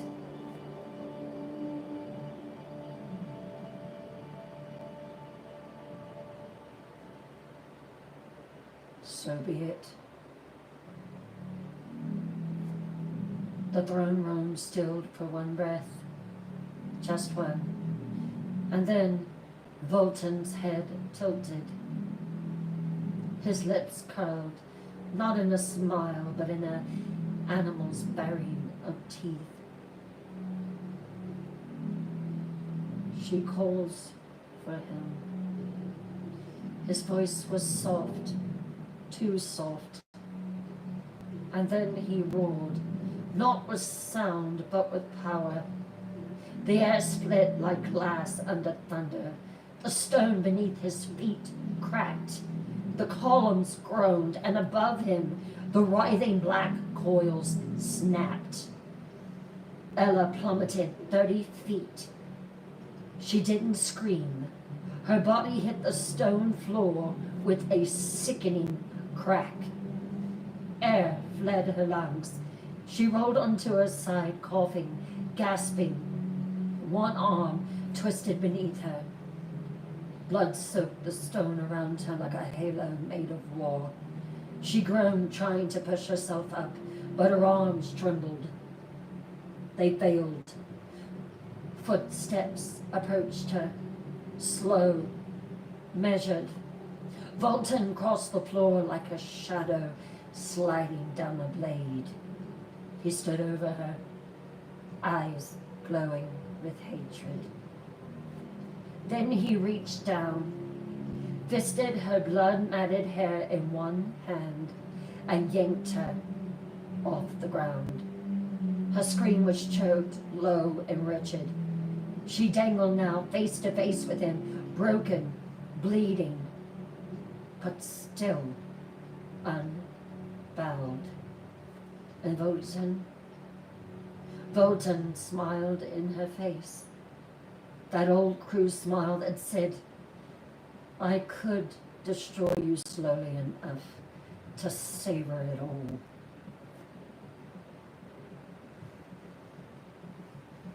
You will regret denying me, Alaris. I could have given you everything, and you spit at my feet.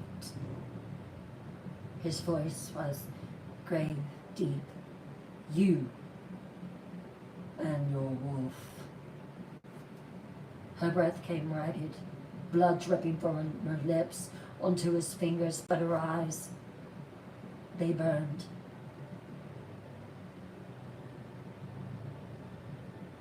He's coming for you, Volton. And I promise you, you'll regret letting me live long enough to say his name. Volton slammed her back down to the stone. The throne room was silent now. No guards, no courtiers, no creatures, only her, only him. Ella lay on the floor, barely able to breathe. Blood pooling beneath her, her limbs trembling with the effort to keep her body from collapsing completely. Volton paced slowly around her. His steps echoed like funeral bells. And then he stopped. And from the shadows at the base of his throne, he reached into the void. When he turned back to her, he held something in his hand, long, dark, alive. It hissed and coiled like a serpent around Volton's wrist until it snapped it straight with one flick of his arm. The whip was black as grave pitch, its leather twisting with ancient runes glowing faintly red, like they had tasted fire before, like they had fed on screams.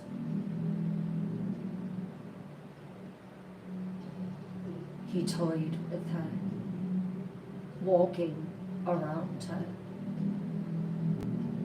I have a soft spot in my heart for you, Alaris. So I'm going to give you one more chance. You think pain is a language that you understand? He said quietly. You don't know pain. Not until you've spoken mine. Ella tried to lift her head. It shook. She couldn't, not completely. Volton circled her, the whip dragging behind him like a tail of shadow. Aiden's whip was made for blood. This one? This was made for submission.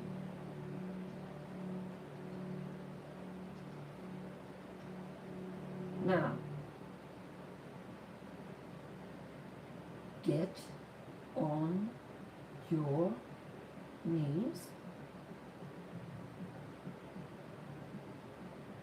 and call to me.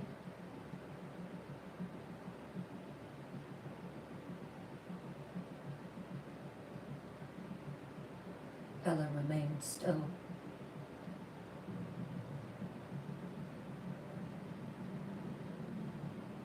Oh, Laris. Very well. And then he raised his arm. The whip sang, a high-pitched, inhuman screech as it sliced the air, and he brought it down across Ella's back.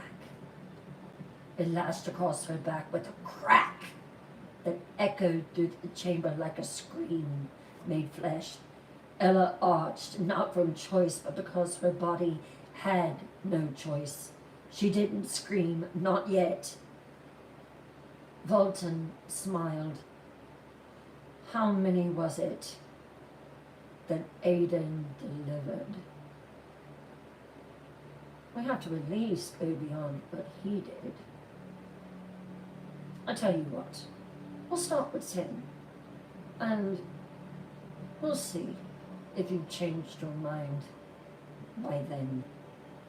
And we'll see if your wolf can still find you when there's nothing left to carry. The second lash came harder, ripping into her already torn skin, the runes burning as they made contact, a third, a fourth. The sound was sickening. The stone beneath her turned slick, and yet from her cracked lips came no surrender, not even a cry. Volton snarled, "You will break! You will kneel! And when he finds your bones, he'll see my mark carved into every inch of your body."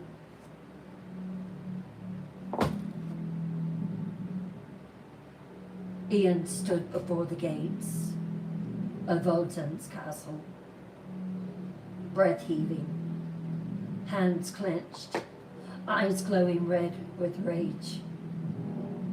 The black iron doors towered above him, adorned with twisted carvings of suffering and ancient blood oaths. Above, the rotting moon poured crimson light down on him like a crown of fire.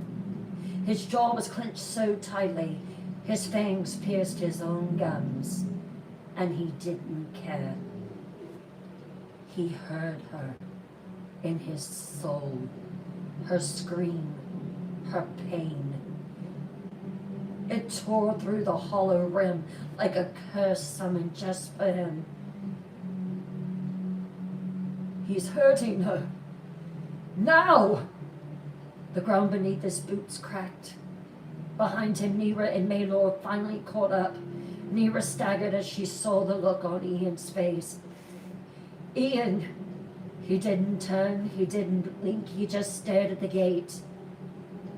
Maylor's voice cut the silence over the air. You feel it too? He's punishing her because of me! Ian's voice was hoarse, animal. He's lashing her! Nera inhaled sharply, her eyes flashing with horror. We have to move now. But Ian raised one hand. Prepared. And the gates shuddered. Not from spell, not from power, but from rage.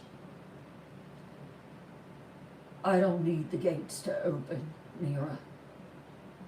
His voice was low, deadly. I'll tear the stones apart with my hands, if I have to. Maylor stepped forward, watching him closely. You'll get her killed if you rush in blind, Ian. Ian turned, their eyes glowing like war. He's flaying her, Maylor. And every second we stand here is another scream that I wasn't there to stop. The ground quaked. Nera touched Ian's shoulder, trying to calm the storm in his chest, but his body was trembling, not from fear, but from rage, from grief, from love. Let me in, he growled, or get out of my way!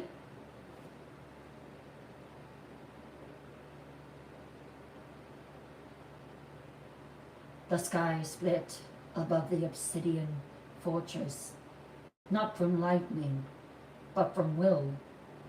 The moon bled darker, as if sensing what was approaching. The air shrank away from him. Ian moved forward in slow, unstoppable strides, not as a man, not even as a vampire. He was vengeance incarnate, the last breath before a god is slayed. Behind him, Nera's fire whispered across her arms like serpents, her breath shallow, eyes locked forward. The spells she whispered weren't for power. They were for protection, because she'd never seen him like this. Even Maylor, cold, ancient, and unreadable, glanced sideways at Ian, and something flickered in his gaze. Not fear, not quite, but respect. Respect for the storm. The first hallway met them in silence. It wasn't silence of peace, it was predatory. The torches along the walls flickered out as Ian passed, as if they refused to witness what he had become. Paintings twisted on the walls, eyes that had once been marble turned wet. They wept blood. The floor beneath their boots was slick with what they didn't ask. Nera slowed. She looked around, and above her, something's wrong. Something is terribly wrong. Maylor's eyes narrowed. This is him. He's letting us in. Ian said nothing. His eyes were fixed ahead. Through every corridor, every locked chamber, every distant scream, he felt her. He heard the lash, the crack of Volton's whip, the gasp she couldn't hide, the thud of her body on stone. It reverberated through his ribs, and every time it came, Ian's hands clenched tighter. His body shook, his fangs lengthened, unbidden, his pupils narrowed.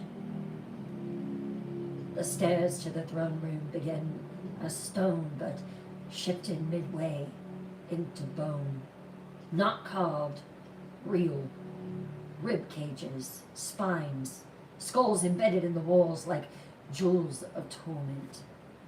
Nera gagged. He built this from those who came before. Maylor nodded once, and he has left it here to remind us. They reached the archway, the final door, massive, locked not of steel, but with a seagull of blood above it, a symbol pulsed above it. It looked alive. Ian stepped forward, his hand slick with the blood of everything that had tried to step in front of him, had tried to stop him, and pressed against it. The door shuddered, and from within, a scream. Her scream, not loud, not dramatic, just weak, raw, and real. Ian's breath hitched, and the rage ignited. He didn't wait for the sill to break. He ripped it free. The archway crumbled.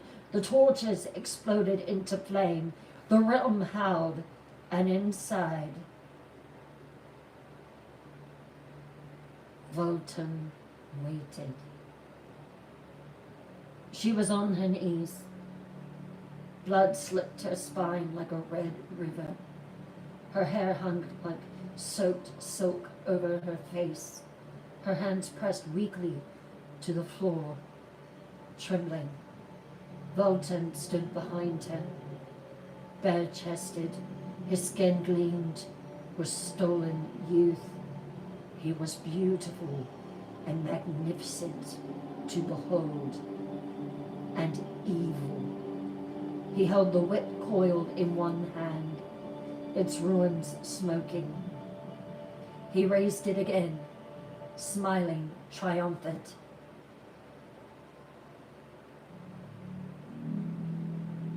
Volton turned, and for the first time in centuries, someone had broken into his domain.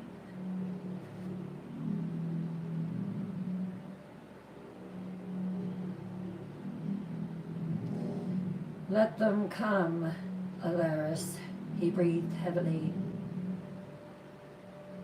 The ancient obsidian doors creaked. They parted silently like the jaws of a beast that wanted them to enter. No guards, no monsters, no shadows crawling, just darkness. Ian stepped through first, his jaws clenched, his fangs already bared. Every muscle in his body was coiled, his eyes burning with unwavering purpose. Behind him, Nera stepped lightly, her hands raised, glowing with ethereal light, casting gentle gold-blue pulses that clung to the carved walls and bones embedded in the ceiling. Maylor followed last, his cloak brushing the floor, white hair untouched by dust, expression unreadable, but his eyes, they glimmered as if he enjoyed the danger, enjoyed the quiet. The moment the three were inside, the doors closed behind them, gently. Click. Nera turned, and her voice was a whisper, made of breath and fear. This is too easy. She glanced between them. Maylor said, he knows we're here. Ian gave a sharp nod. Let him come. Maylor only smiled, cold and sharp as the wind at the top of the world.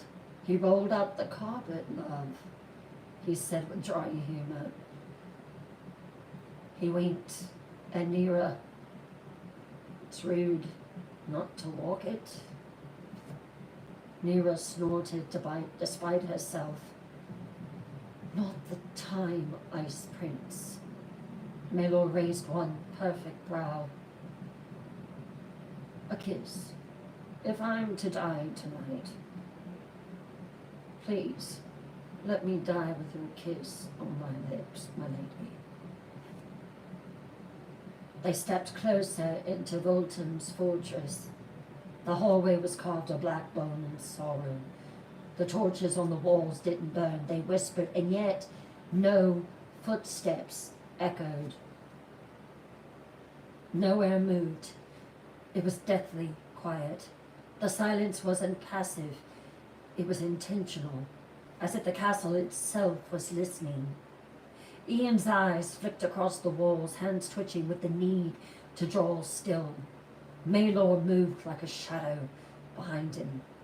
Neera's light widened, touching massive pillars and frescoes painted in dried blood. The deeper they walked, the colder it became, and then laughter. Sudden, sharp, from everywhere, from nowhere, from below them, from above them, high, low, behind them, in front of them, in the walls, in the floor, in the bones above their heads. The three of them froze. Neera's glow flickered. Ian's head snapped up, and Maylor, at last, stopped smiling. The voice disembodied, deep, as it dragged from the bottom of the hollow room, slithered through the stone. Well, well, well. A pause, and then closer. The wolf, the witch, and what did you call him? Witch? The Ice Prince. The laughter returned, this time warm, amused, ancient. It echoed in every vein of the castle.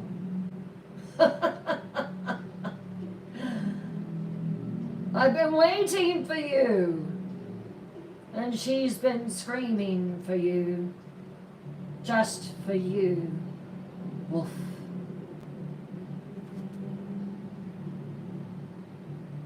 The corridor narrowed.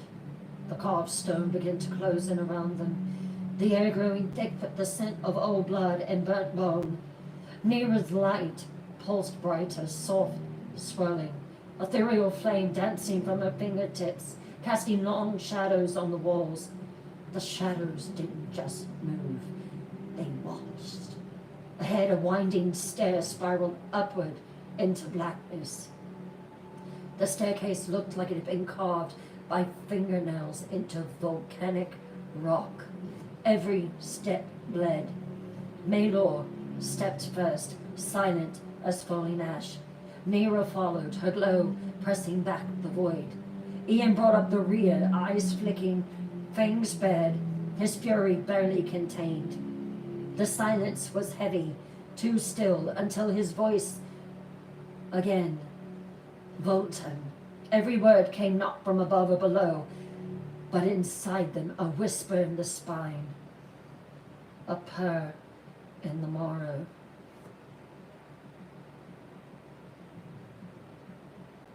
Do you feel it?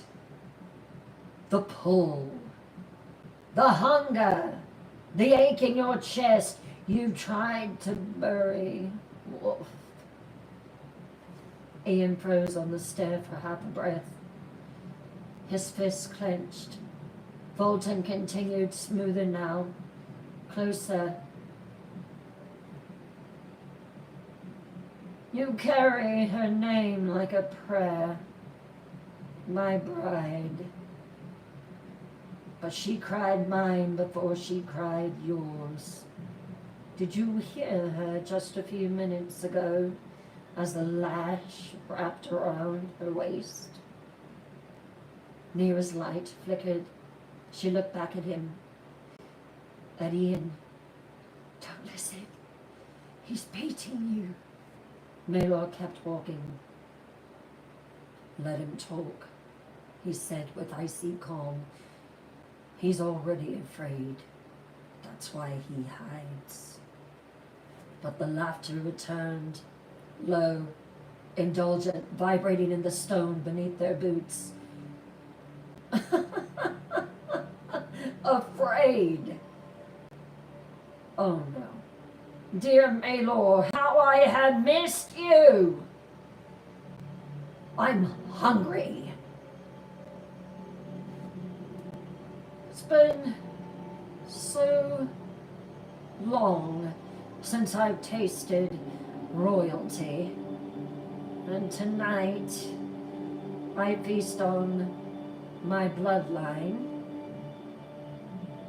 and my bride. Suddenly the stairs shuddered. Not a tremble, a warning. Stone cracked along the wall. Deep vertical fissures like claws had torn through it from the inside. Nera raised her hand and a blast of light flared upward, revealing the final stair ahead. A massive doorway, tall enough for a god.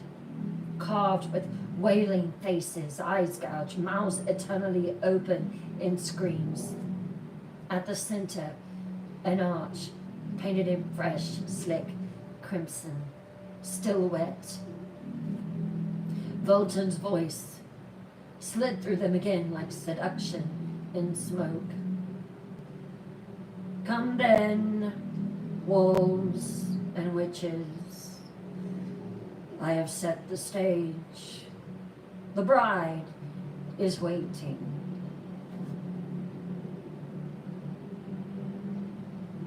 The massive black doors groaned open, not by magic, not by force, but as if the castle itself wanted them to see.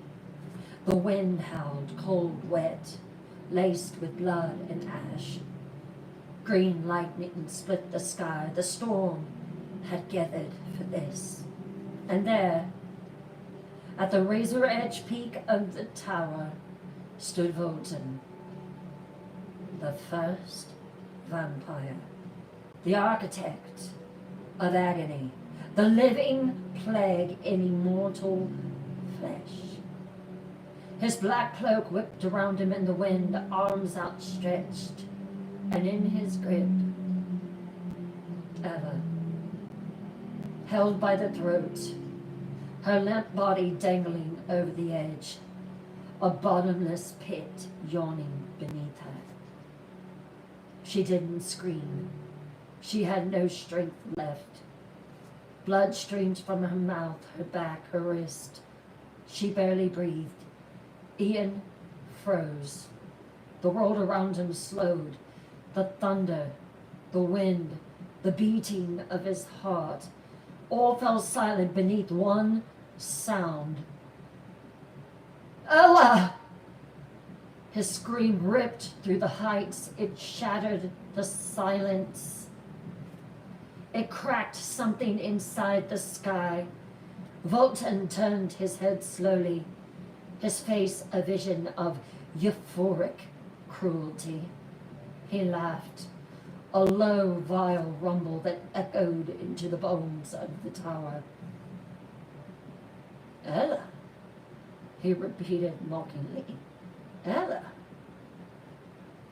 Who was that? He leaned back, dangling her further, letting one of her arms slip. She swayed in the air like a falling star, ready to be erased in the heavens. Oh, you mean her? You mean my bride, he said, his eyes gleaming with madness. The one who screamed for me. The one who belongs to me now. Ian stepped forward, fangs fully bared, face a mask of pure fury. Nera's light flickered brighter than ever before, her magic reacting to the charge in the air. Maylor's hands tightened at his sides, a veil of frost coating the stones beneath his boots. But Ian didn't wait. His voice was raw. I will end you this time, Volton. You will die. The sky above split with the roar of thunder, and Ian lunged forward. Volton's grip tightened once, just enough to elicit a broken gasp from Ella's lips. Her head lowered forward. Blood trickled from her mouth, glinting like molten rubies in the stormlight, and then Volton smiled. That slow, monstrous smile. It was something ancient enough to forget the difference between love and possession. Come, little wolf, he murmured. Try. And then he looked at Ian, looked straight into the fire of his soul. She was always going to fall, and he let Ella go. Ella began to tumble, not thrown, not cast, released, like a pet he was done playing with. The scream that tore from Ian's throat was not human, was not vampire. It was worse. No! Nira staggered forward, hands outstretched, too far, too late. But Maelor moved like a dagger of wind and wrath. His arms unfurled, and from behind his back, wings erupted, black, feathered, veined in ice and light. He launched himself into the storm, cloak ripping free, body cutting through the rain.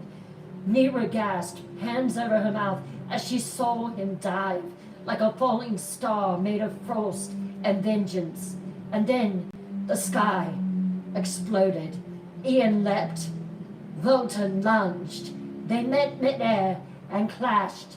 The impact shook the tower, cracked the spire beneath them, and sent ripples of force through the entire hollow realm. Their fangs bared, their claws ripped, their eyes blazed. This was not a duel. This was the ending of an era. Stone rained down. Thunder cracked so loud it seems the heavens were screaming with them. Ian's rage poured from every strike. Volton grinned, bleeding from his mouth, loving every second of it. You're stronger, woof. He hissed, dodging claws that could have torn mountains. But I am forever. Ian caught him by the throat, spun midair, slammed him into the wall of the tower. Stone shattered. They fought through the air, through gravity, through time. Below, Maelor's wings cut the wind in silence. His eyes locked on Ella's falling body. She spun like a broken doll, hair streaming behind her, eyes half-lidded. Nira's voice echoed with magic, her hands weaving spells from the spire, trying to protect Maelor's descent. Rain lashed the ruined tower, lightning crawling across the scattered heavens above them. Ian and Volton moved as blurs of fury, claws tearing, fists shattering stone, fangs gleaming in flashes of stormlight. Volton howled with madness, dragging Ewan backward by the throat, only to be driven through a broken column by Ian's shoulder. The two tumbled through the air, collided again, locked like gods in fury. But Ian, he was done holding back.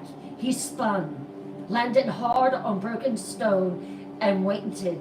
Volton lunged one final time, mouth open, roaring, and Ian met him with the fist of fury forged from every scream, every scar, every lash Ella had taken.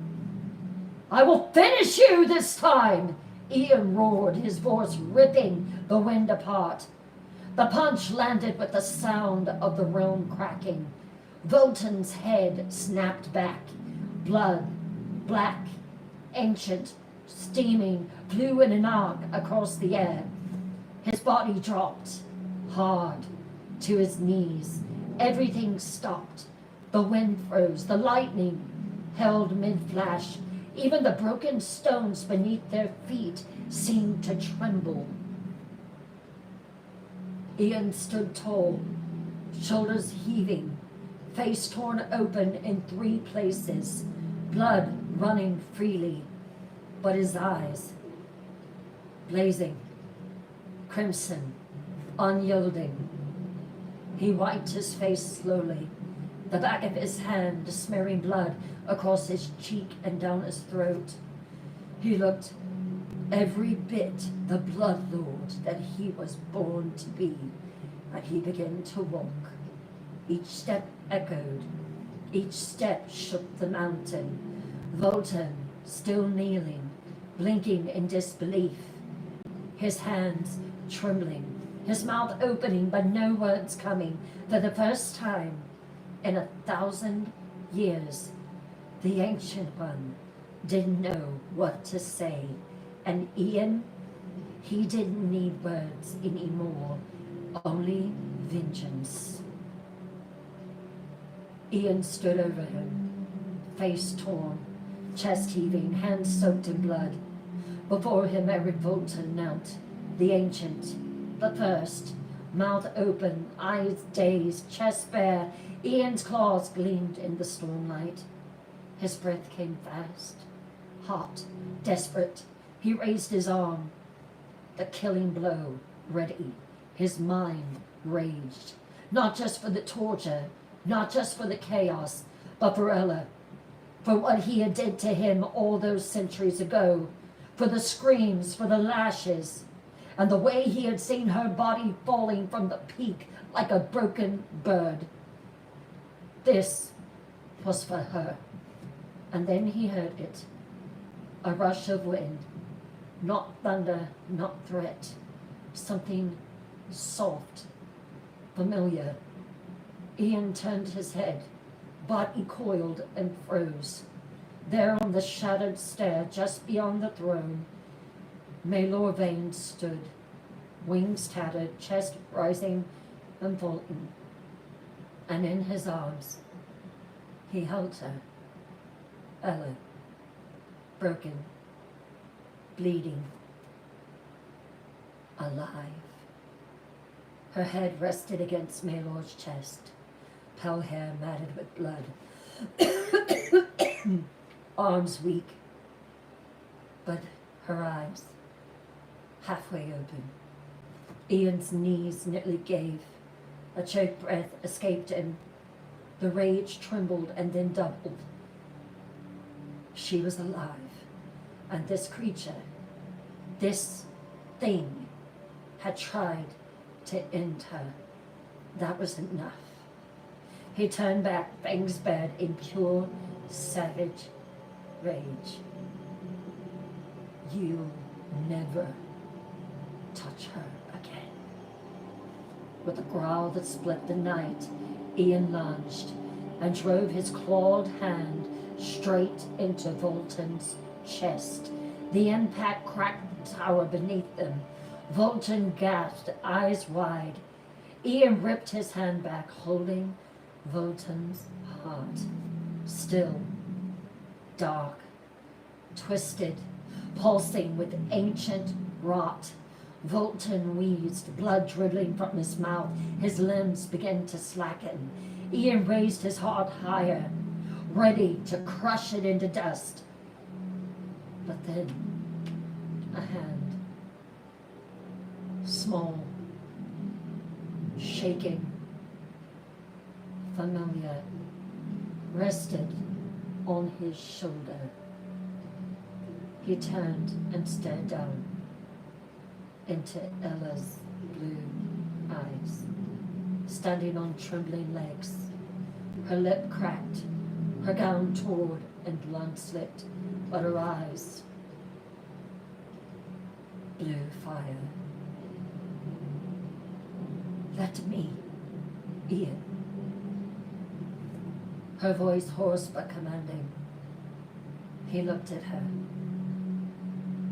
and the fury that he felt broke into awe for this woman by his side. He stepped aside without a word, bowing to her. As you wish. Ella moved forward, every step a testament to defiance, to survival. Voltan looked up and somehow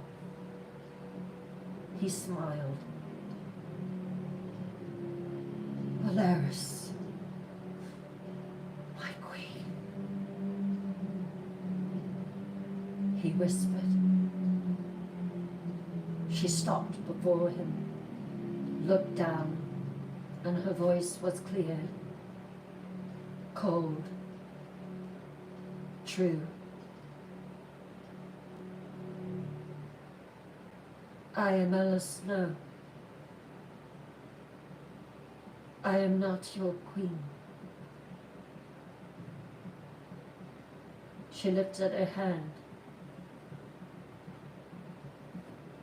I don't wear your ring.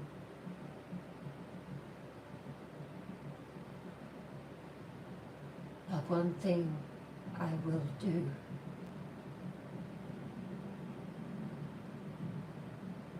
I will end you. She raised her hand, and her claws gleamed like daggers kissed by fire. With one swift, beautiful, final strike, she beheaded Eric Volton. His head rolled from his body, his mouth still smiling, but his eyes empty.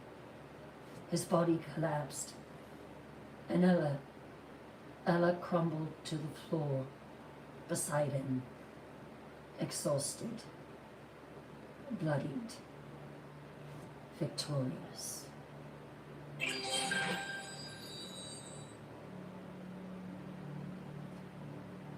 Ella collapsed beside the body of the first vampire. The final beat of Eric Volton's heart had stopped, and with it the room began to unravel. Cracks split the stone, the air grew thin, and the storm above went silent. But Ian didn't move at first. He stared at her. His Ella collapsed, bloodied, beautiful even in ruin. And then he dropped to his knees, not in defeat, but in relief.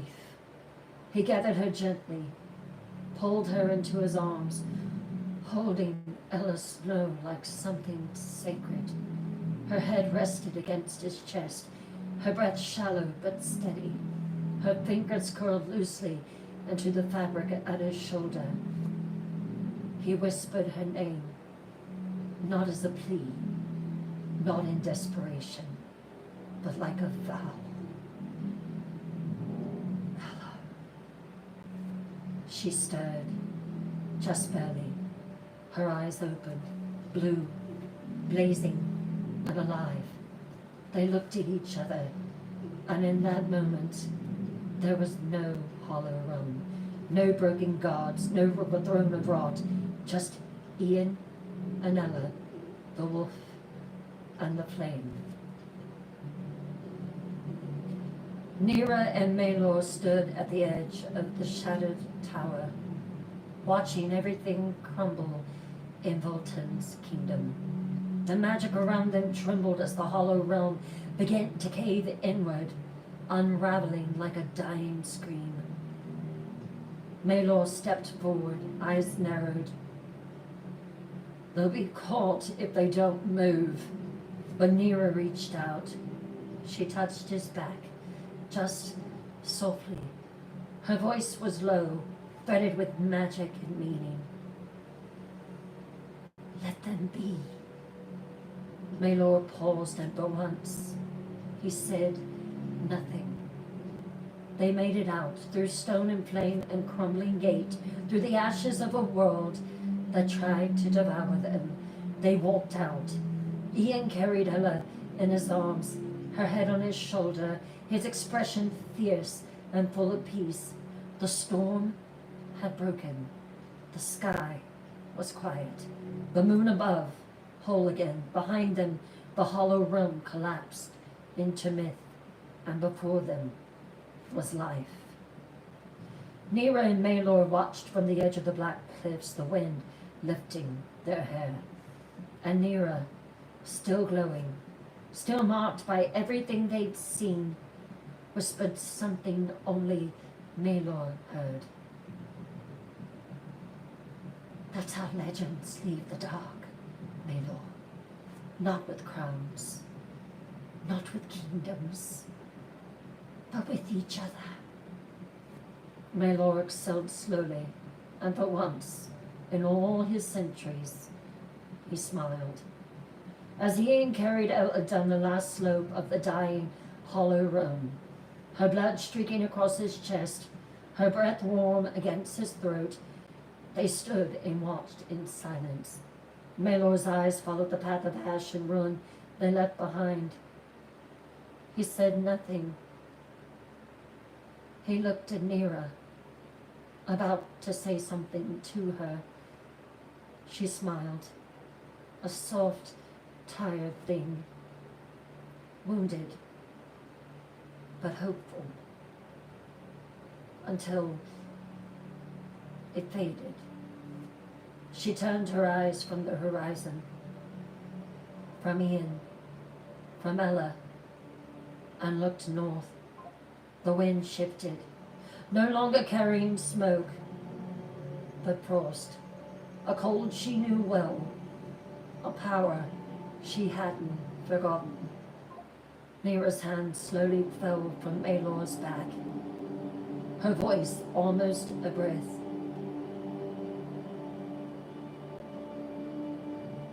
Lightning cracked, thunder rolled as the sky turned black. This isn't over. Maelor turned to her, one brow raised. Volton is gone. Nera's lips pressed together. Her eyes glinted like stone glass. Yes. But he's not. And far away, in the velvet dark halls of Blackstone Manor, a door opened. Footsteps echoed on marble. Silver eyes flashed in the mirror, and a voice once calm whispered to no one. She's mine. And with that, Aiden walked out into the storm. Stay tuned next week for the final chapter of Blood in the Snow, I think. I hope that you have enjoyed tonight's reading of Blood in the Snow. Let me know in the comments.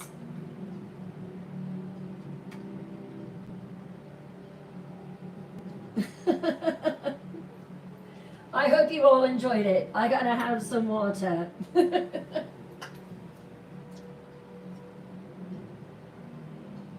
Not yet, Robin Lyons. I've got to turn around here and I've got to write it. I've got to type it out.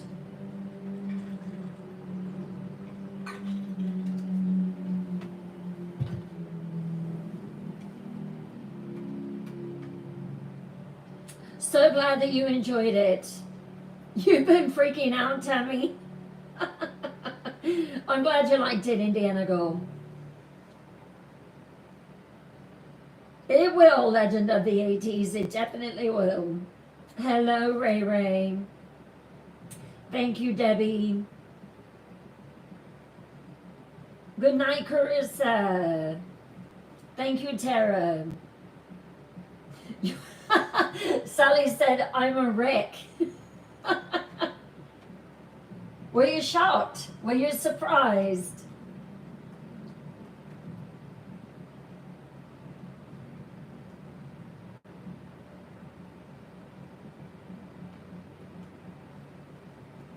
Nera is awesome, isn't she?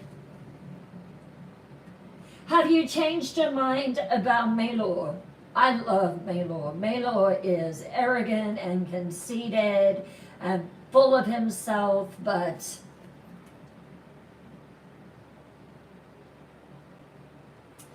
indeed, Tara, indeed.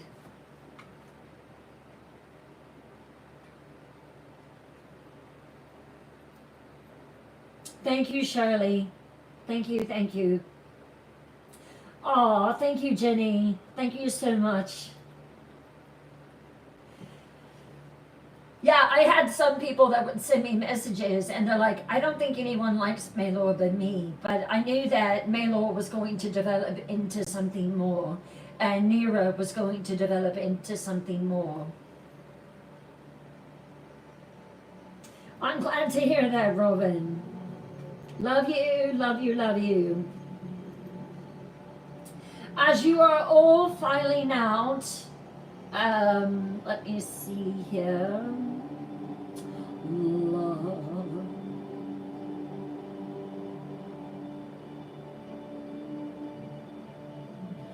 All right, let's see. XJ, I just saw that message.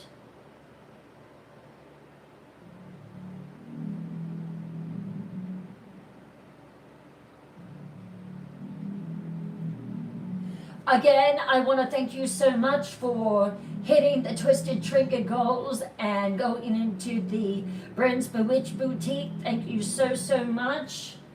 I want to thank all the new subscribers. Welcome aboard. Starting next Sunday for subscribers only, you are going to be rewarded with an extra night of storytelling. Sunday nights at 8 o'clock p.m. Eastern. Subscribers only. So if you're not a subscriber, you might want to become one.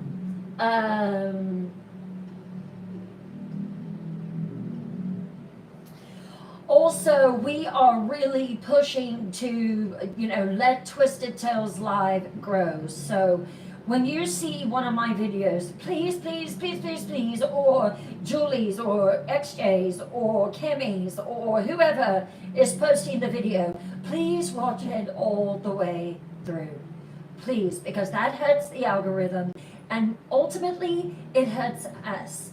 Also, if you can please share it, just forward it to someone that you know likes scary stories, likes scary fiction, likes true crime, whatever. Just go ahead and just share it.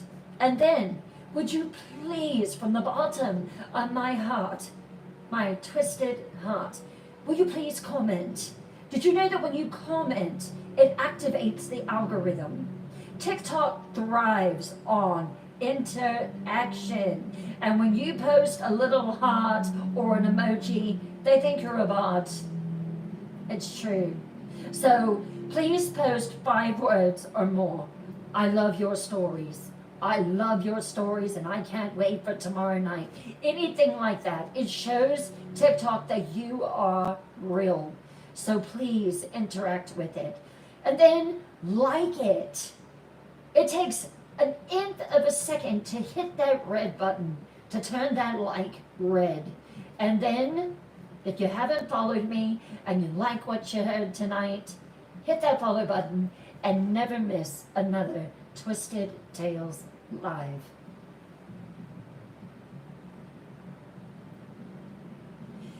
And with you becoming a subscriber, you have special emojis. You are called a Grim. That is the Grim badge. You have access to special events. There's going to be a Brew with Bryn once a month on Saturday morning. We'll decide what the best morning of the month is.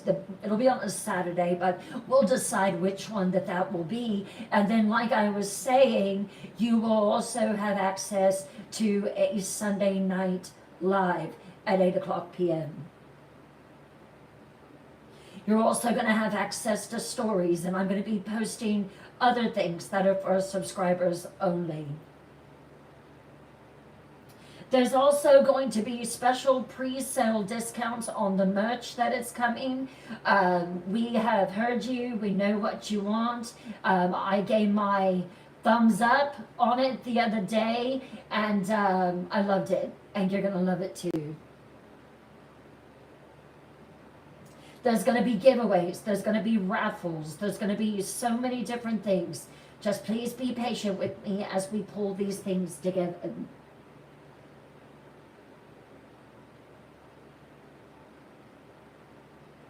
You will also be able to go to my link tree, and you'll be able to click on that in my bio, and you'll be able to find all my links there, my book link, the website link, all of that will be there as well. I am also, if you didn't know, I'm trying to grow my TikTok backup account. I changed the name to Bryn's Writing Tips because I am posting writing tips on that now. TikTok likes videos that are informative, inspirational, and will help you. So I decided to help out my fellow writers and post writing tips that have helped me down through the years. Could you please go and follow there as well? In order for us to go live, if anything should happen to this TikTok account, I have to have 500 followers in that account, and it is growing, but I need more to go in there. I think we've gained 70 new followers in the past 2 days, I believe, since I posted the writing content. So please, if you'll go and follow me there as well, that will be greatly appreciated. You can find me on YouTube at Bryn Morgan Haunt. YouTube is a bit of a mountain. Right now, I have to have 1,000 subscribers. It is climbing. We're almost there to 300. And the viewing hours are mounting up as well. So please, if you haven't followed me on YouTube and became a subscriber, just so you know, it's free. Go over there and please follow me. Watch the videos. I will be posting this episode of Blood in the Snow. It'll show up probably sometime tomorrow or Saturday. Previously taped shows will be there. I am starting to post live excerpts on YouTube, so anyone that comes through and looks at videos, they're going to see that as well. We are also going to be launching Cameo, and I told you a little bit about it the other night. Cameo is for, let's say you have a husband that he's getting ready to have a birthday and he loves watching the show. Well, you'll be able to go to Cameo and request that I make a personal birthday video for him, or a child, or a wife, or a girlfriend, boyfriend, whatever, and I'll be able to post a birthday message, send it directly to him in full costume. He will hear directly from the Night Queen. Holidays, birthdays, new job, going to college, whatever it is. Also, I would encourage you to join the Discord server. You love it here? Well, guess what? We have a Discord server that is called Twisted Tales Live, and you can go in there and hang out with your Night Dweller family and me. My books are for sale on Amazon. The first one is The Haunting of Hastings House. And then the second one is Keller Estates. Hastings is also available on audio and Audible. So now I'm going to be doing a little treat starting on Wednesday for the next 5 Wednesdays on Paranormal Night. I'll tell one story, and then I'm going to read a chapter of The Haunting of Hastings House. Again, I want to thank you all so much for getting this live to 50,000 followers. I appreciate it so much. I couldn't do it without you. I truly could not. And I just thank you so much.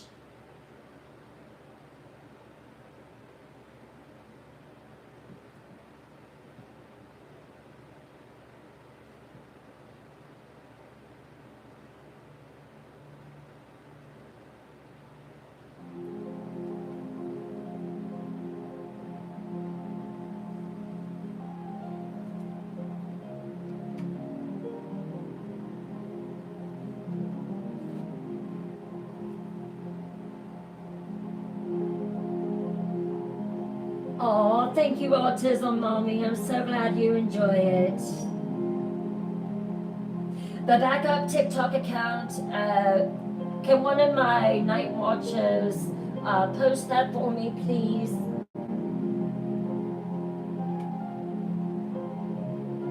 Good night, Melanie. Hey, Magic Moon. Good night, Pamela. That's wonderful, Magic Moon.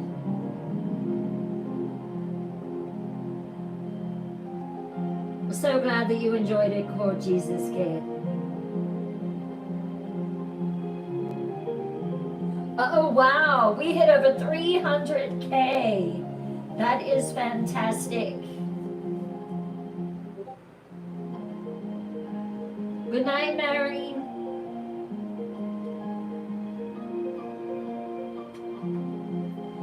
Night, Sherry.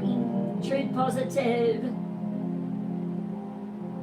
So glad you loved it. Shirley. Kimmy. So stay tuned next week for the continuance of Blood in the Snow.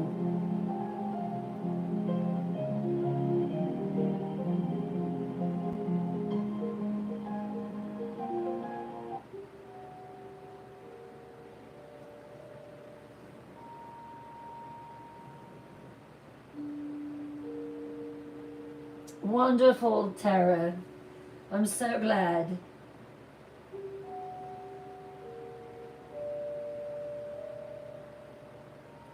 Had y'all forgot about Aiden?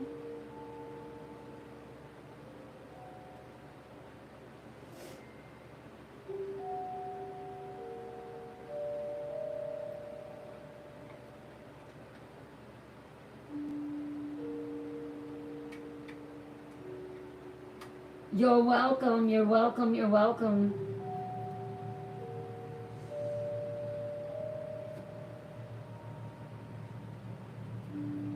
When whispers lace the midnight air, and unseen hands disturb your prayer. When floorboards groan beneath no feet, and secrets stir where shadows meet. When clocks tick back and candles die, and something ancient walks nearby. When sleep becomes a gilded tomb, and breath grows still inside your room. When walls begin to softly weep, and dreams no longer dare to sleep. When all you love begins to flee, and only fear stays close to thee. That's when I come, so silently, to wrap you in eternity, and in the hush where hope won't be, in the darkest corridors of your nightmares, you belong.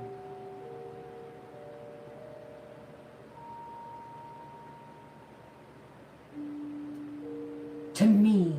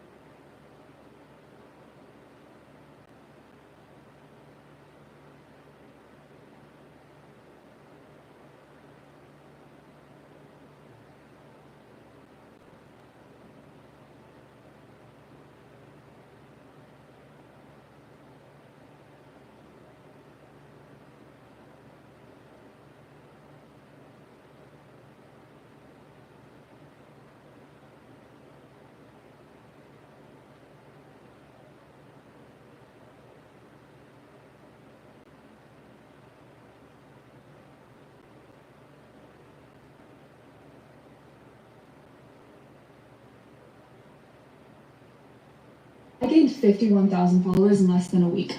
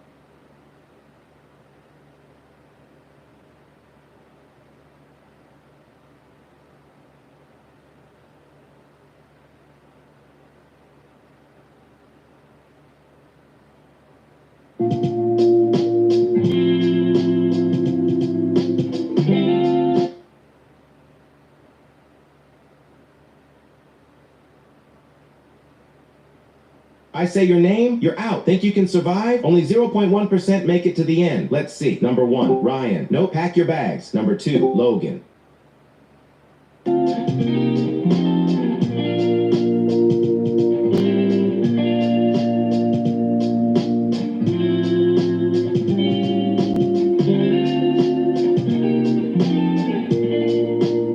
Hey, do you want to go viral on TikTok? If you do, don't scroll. Listen, you don't have to watch this video all the way through.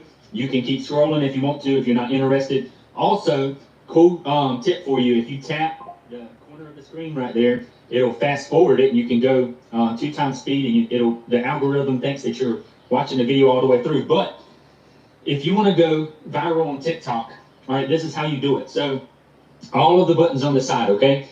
So you don't touch those buttons until you watch the video all the way through. Rather, you watch the video. Bluetooth disconnected.